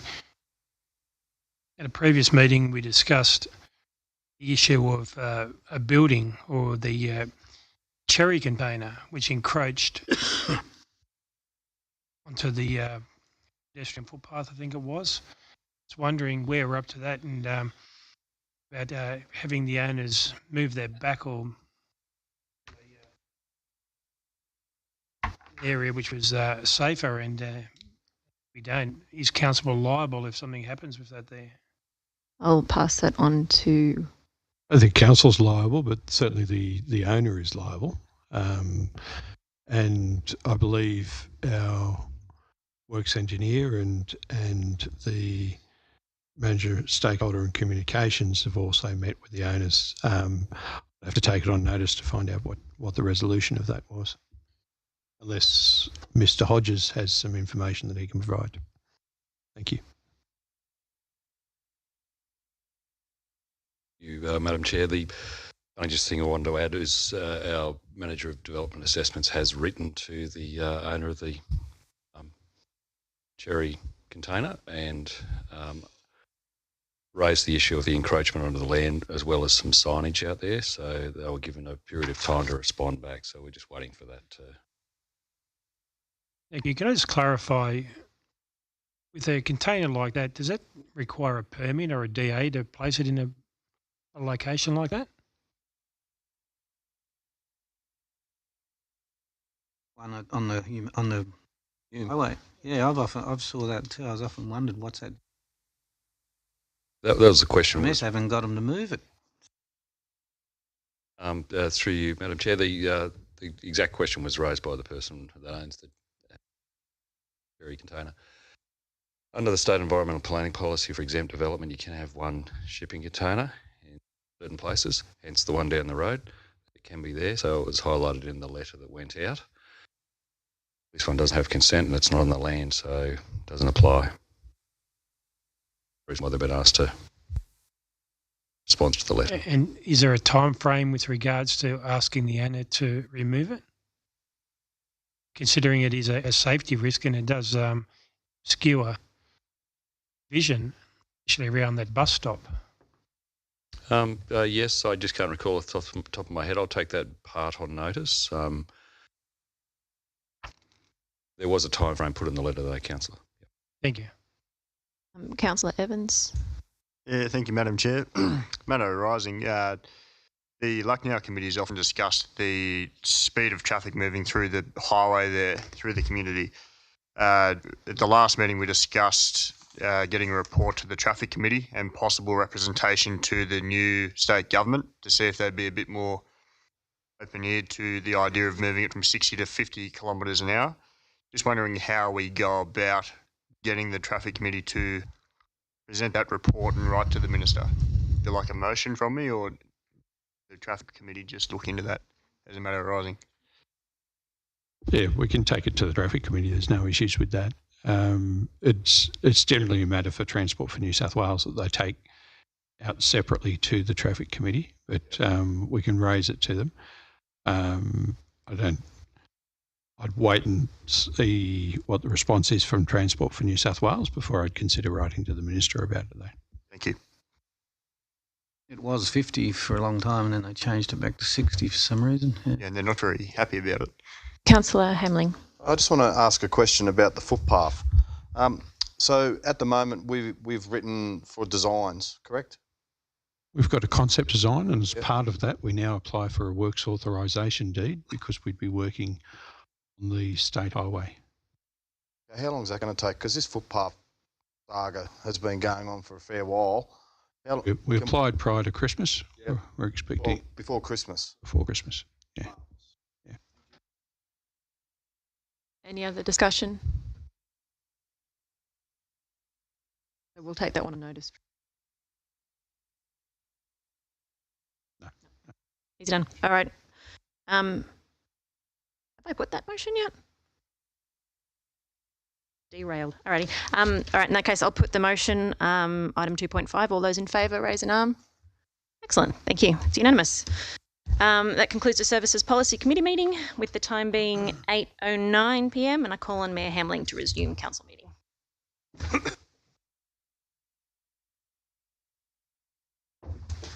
Thanks, Councillor McDonald. We'll now resume the council meeting. Notices motion 4.1. Councillor Mallard, are you moving that way? Yes, please, Mr. Seconder, Mayor. Councillor McDonald. Councillor Mallard. Thanks, Mr. Mayor. And thanks, everyone. I'm putting this motion forward as an opportunity for us to talk as a council about how we can commit to working on prevention of violence against women and all forms of domestic, family and sexual violence in Orange. I also note that yesterday marked the start of Domestic and Family Violence Prevention Month. I did put some statistics in the background of the motion, but of course those are the recorded crime statistics. We know the extent of the problem is much larger. Many instances of violence and abuse go unreported, and they may not even be recognised by the victim for what they are. The national statistics are that 1 in 4 women have experienced violence by an intimate partner. Gender-based violence intersects with other forms of discrimination to drive violence. So 1 in 3 migrant women have experienced family violence, and almost 2 in 5 women with disabilities have experienced violence from a partner or family member. Our community strategic plan identifies addressing domestic violence as a key concern in our community and a focus that we wanted for future activities. There are organisations doing great work in our community delivering services and programs to address domestic violence, as we saw in the Health Liaison Committee minutes that I noted a little while ago. This includes services for crisis response and recovery support for victim survivors, as well as early intervention programs for those who might be at high risk of perpetrating or experiencing domestic and family violence. And I know Council already partners with organisations, and our own staff also do important work that connects into these areas, including in areas like migrant support, youth services and other community services. So last October, as part of my professional development plan, I took part in a 3-workshop series on how councils can be an important contributor to preventing domestic, family and sexual violence. The workshops were delivered by Domestic Violence New South Wales, and they introduced us to the Our Watch Local Government Toolkit, which I've linked to in the background, as well as looking at a lot of examples of how councils have run activities, events and education programs shift attitudes, knowledge and behaviours within their communities and address the drivers of gender-based violence. So that's the real gap in what other organisations are funded for in the community. They do secondary prevention, which is high risk areas, and they do the response and recovery. They deal with the crisis when it happens. But what we need more of, and what local government in particular can do a lot of, is whole of community work to shift attitudes, to shift expectations and behaviours. And that's what I'm proposing we look at doing. So one of the things that came up in a number of the examples we looked at was scheduling a program of activities to take place during the 16 days of activism against gender-based violence. There's a whole wide range of possible activities, and I haven't proposed any specific initiatives for adoption tonight. I'm asking the council tonight to indicate stand against domestic, family and sexual violence, and that will take this opportunity coming up later in the year to provide a public show of leadership. I note the staff's comments suggesting a working group is the next appropriate step to work with stakeholders and identify potential activities, and I think that sounds incredibly productive, and as a councillor I would be really keen to have involvement in that group. And I note the comments that a budget allocation may be required. Again, not proposing any specific initiatives tonight. If we adopt this resolution, then I expect the working group can go and look at the options for what could we do. And if it's necessary, we can come back to consider a budget allocation. But I would note there are things we could do that would be useful contributions to community leadership that could just draw on existing staff resources and partnerships. For example, media, social media, community engagement sort of work that our comms team would be very well geared up for already. So I hope we can agree to take this step forward in looking at ways we can find new opportunities to do more about this whole of community approach to preventing violence and abuse in our community.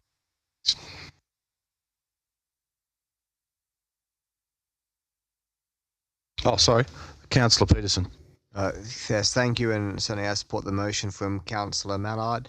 In the fullness of time, we'll need to obviously know and vote on the costs when events are planned.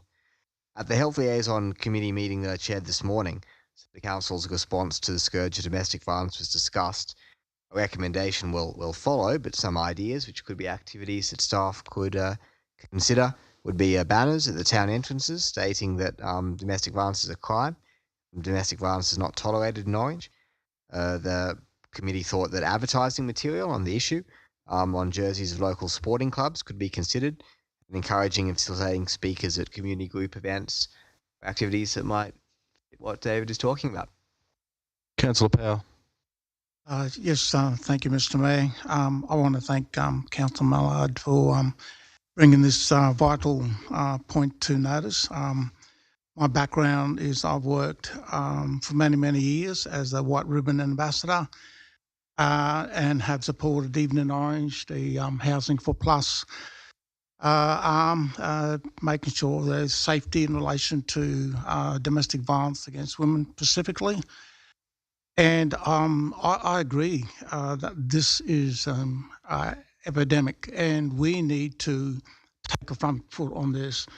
I do agree that I'd be happy to be part of that working group.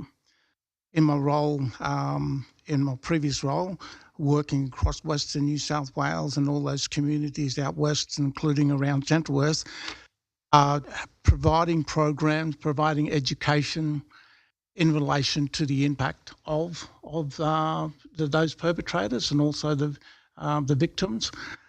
It's just something I think that we need to really take a front foot. And when we look at those 16 days that I think Orange City Council, and I'm really in support of this, should provide some sort of initiative with that in place now.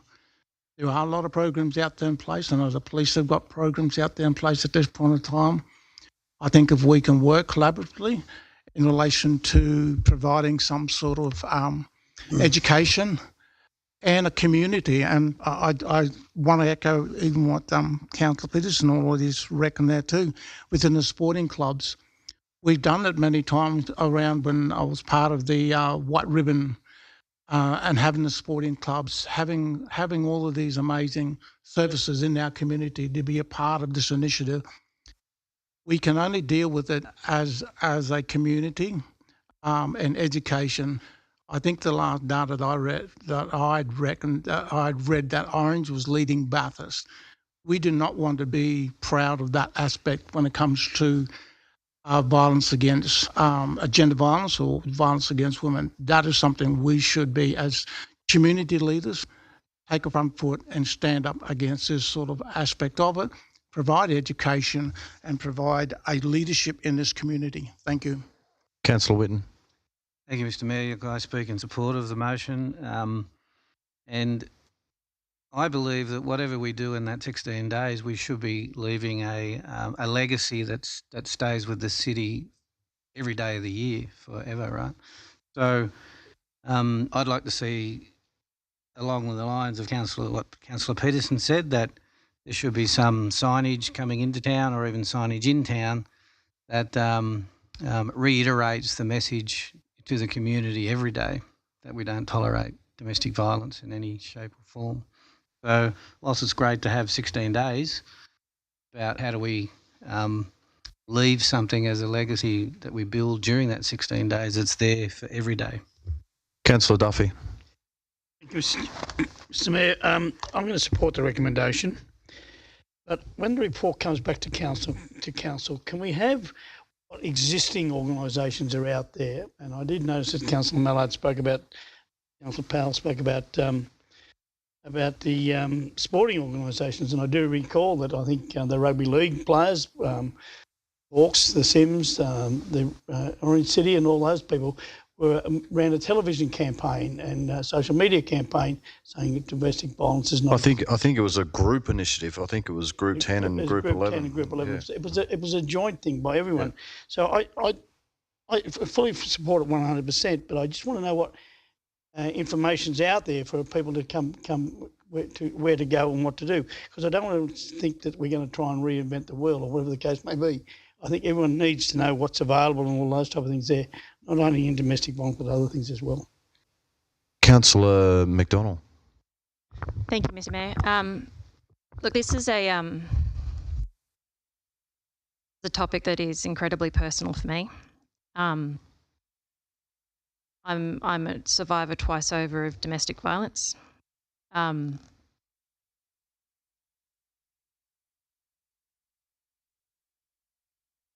Sorry.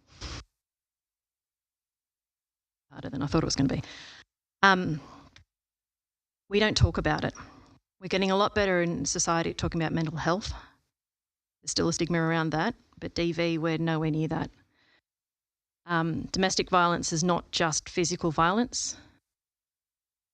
It's psychological, emotional, financial, it's sexual. It's not as obvious as seeing bruises and broken limbs.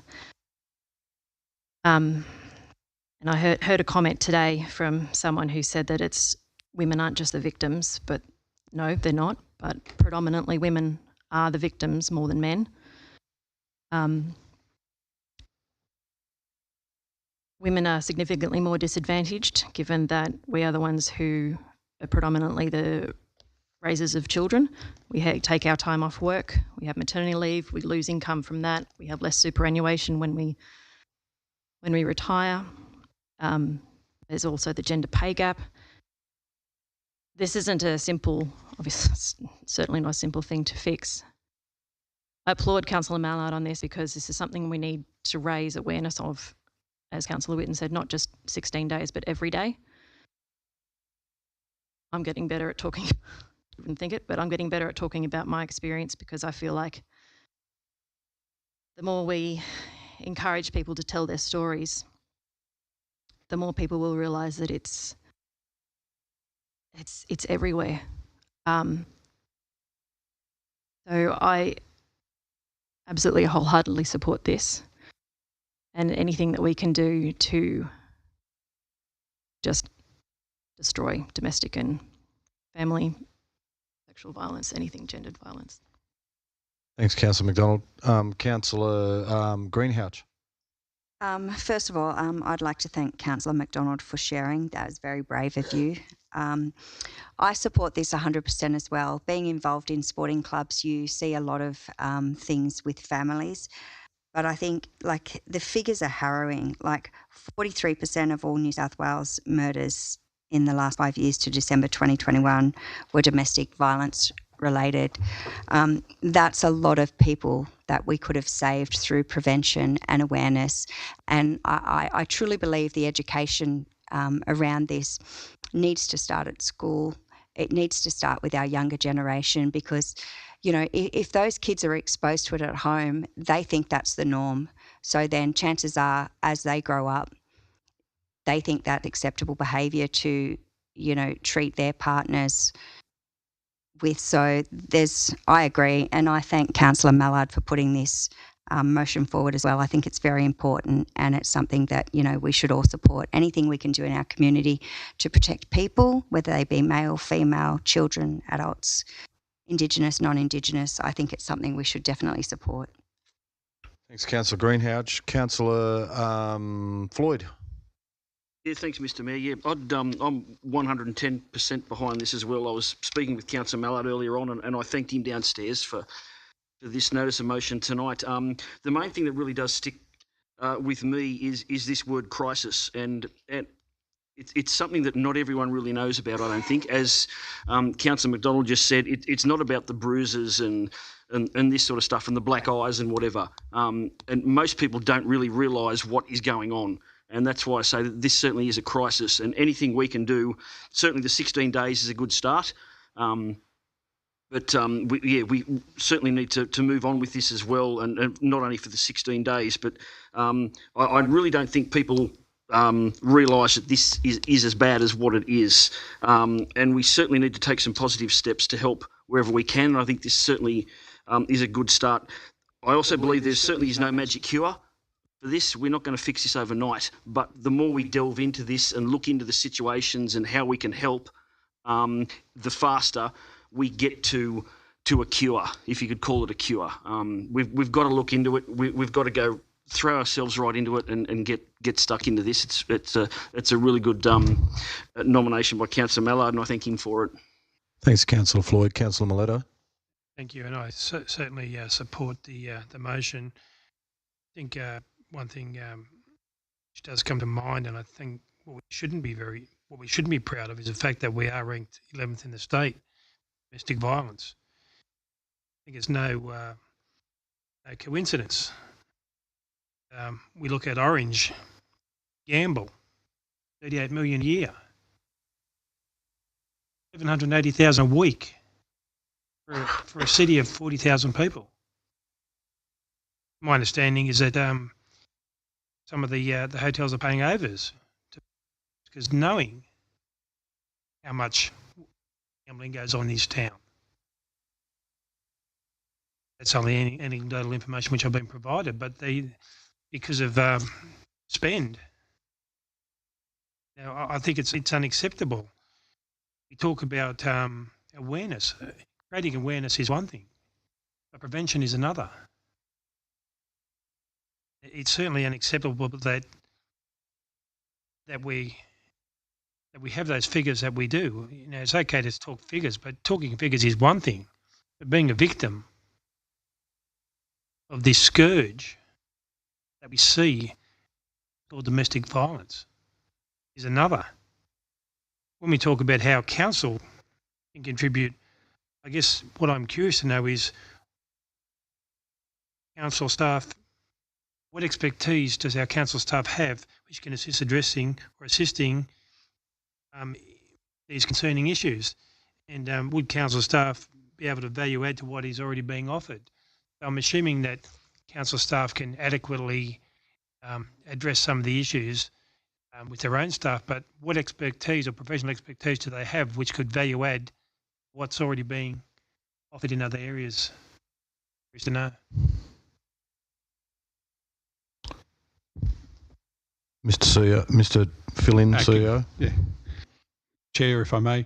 I think it was mentioned earlier that by Councillor Mallard that his expectation is that one of the roles council can play is bringing these organisations and community organisations that are out there already into a working party, and it was part of the staff comment, and that some of the activities that council would be doing is actually promoting the event through our stakeholder and communications team already. So while there may not be a specific expertise within council around domestic violence, we certainly work with our community groups. We certainly work with community justice and safety. We certainly work with our immigrant population, and if they're a higher order, then we certainly have some expertise about engaging with those groups of people. So hopefully we can bring them together, and anything we can do, I think, is going to be of assistance to highlighting and becoming leaders within the community for the voice against domestic violence. Yeah, certainly.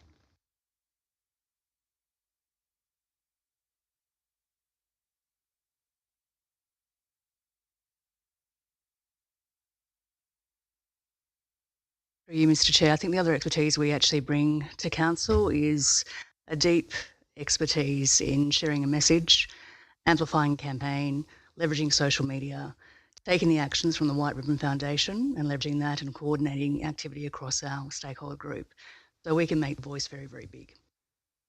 Thank you. Thank you. Through you, Mr. Chair, Mr. Mayor, I agree that any leadership comes from the top.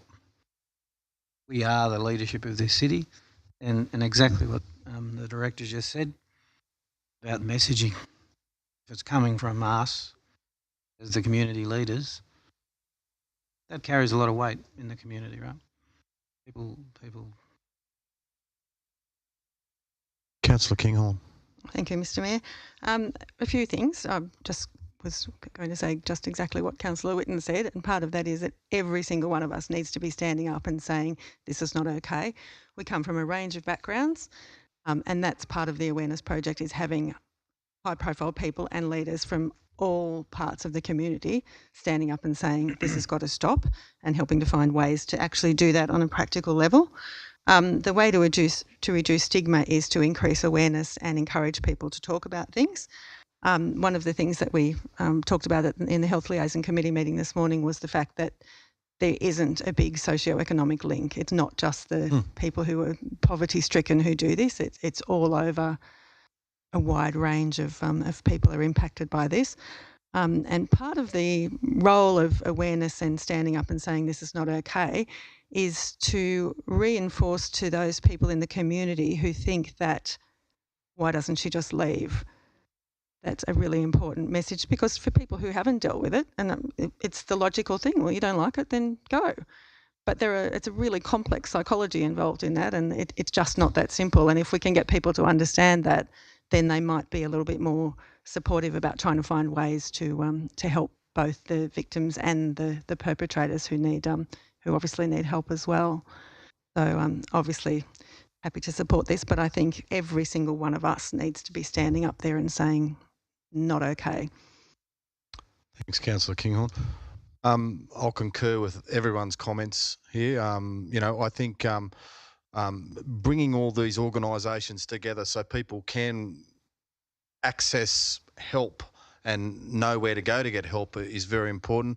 I concur, Councillor Mileto, these statistics that we've got going at the moment, nothing to be proud of. They're the worst statistics that we want to be involved in. So anyway, as a council, anyway, as community leaders, we can enforce that message that we do not, we will not tolerate domestic violence of any sort. I think is a great thing, and I think I concur with Councillor Wynne. It's not just 16 days; it's 365 days, 4 days, leap year, 6. all days. We do not accept this, and our town doesn't. And Councillor Kinghorn's right. It's not just the lower socio; it's all over. It's everywhere, and I fully support this 110%. I'll put the motion. Does anyone else want to speak? No, I'll put the motion. All in favour? Unanimous. I'll move on the general reports, 5.1. General updates. Move it be acknowledged. Thank you, Councillor Whitten. Seconder. Councillor Evans. Any speakers? There being no Councillor Peterson. Thanks, Mr. Mayor. There's just one other action item I'd like on the list. February 20th, I was hoping for a brief on some of the neighbouring councils that actually increased their rates, just so we understand what happened to cause this. And this was followed up a request I made on the 5th of December, an explanation as to why Lithgow Council raised their rates substantially. Just want to know what lessons can be learnt to prevent this council from being in a similar situation. I'm told there will be a briefing on this sometime, and would appreciate this being on the list. Thanks, Councillor Peterson. We'll definitely put that on the list. Yeah, absolutely. I think we have forwarded some information to councillors about those special rate variations previously, but I'll see what's been sent out, and if either resend it or make sure that we have a briefing around it. Yeah, just to discuss. We did get some information. It'd be nice to talk about it. Okay. Yep. Noted. Thank you. Councillor Mallard. Thanks, Mr. Mayor. Just a question you on page 20. We've got the resolution about organising to host a local housing summit, and I have had a bit of discussion with Mr. Hodges around this, but I do have a number of the stakeholders who did make submissions and are very keen to be a part of this housing summit. So I just wanted to ask if you can give an update. Thank you.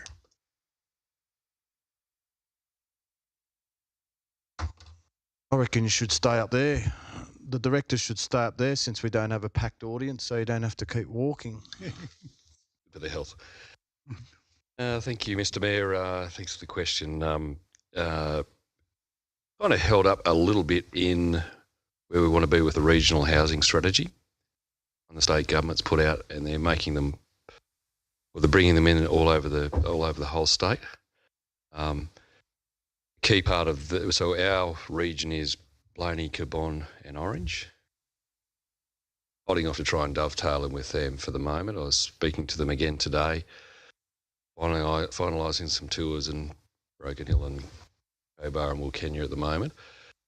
Coming back to us, they'll be progressing with the drafting of that plan and then holding that summit or the forum they wanted to have with community. So I wanted to put the two together because we'll be asking the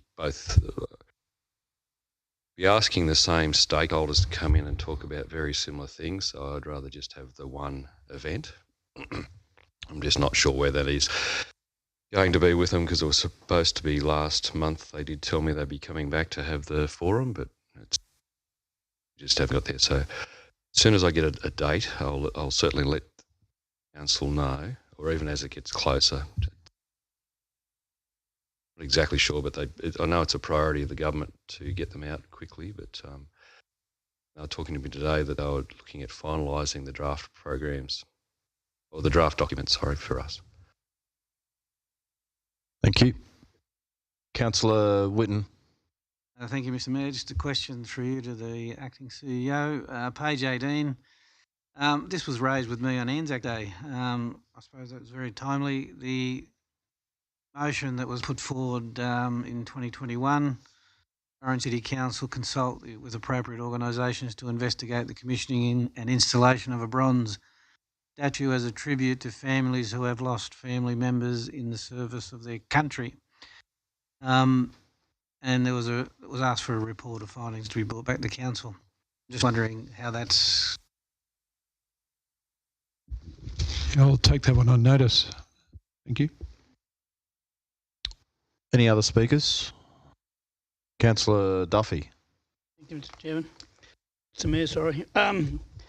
My question is, in a number of council meetings ago, I asked the question for staff to come to provide the details of why and how the planning is under the Planning Assessment Act and New South Wales Government regulations that we can do constructions in a floodway, being the constructions of the platforms and the shades, whether how it's approved there, because residents cannot build in a floodway, but how can we do it? The other question was also, it was addendum to that, was the parking about as rearrangement, as was people going to be fined if they were outside the lines and all those things as well. But also as a matter of other issue was the people having to put in DAs that want to use these platforms as well. I've asked for the matter to be in writing, and it's not in any of the things. You can go back to the previous meetings where I've asked, and I'm just raising the issue again. Otherwise, I'll have to discuss with the local government minister. Thank you.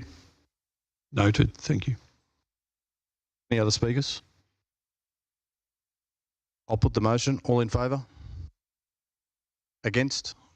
Carried. Item 5.2, progress report. Noted. Thanks, Councillor Whitten. Seconded. Thanks, Councillor Floyd. Any speakers? Councillor Mallard.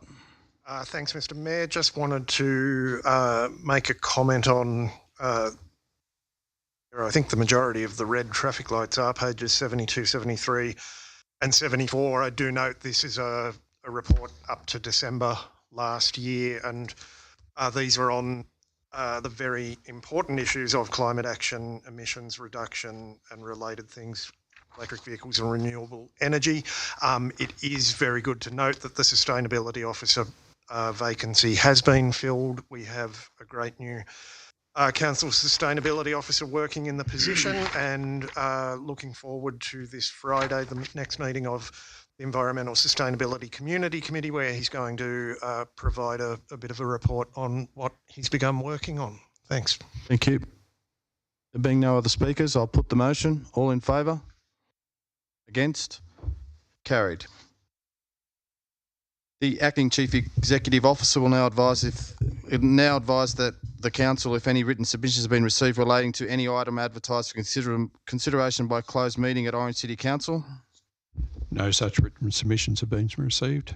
In accordance with the Local Government Act 1993 and the Local Government General Regulation 2005, in the opinion of the Chief Executive Officer, the following business of kind is referred to in Section 10A(2) of the Act and should be dealt with in a confidential session of Council meeting closed to the press and public.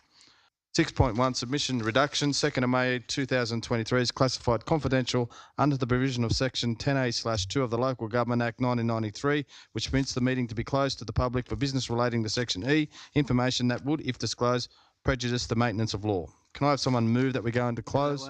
Moved by Councillor Whitten, second by Councillor Greenhalgh. All in favour? Against? Carried.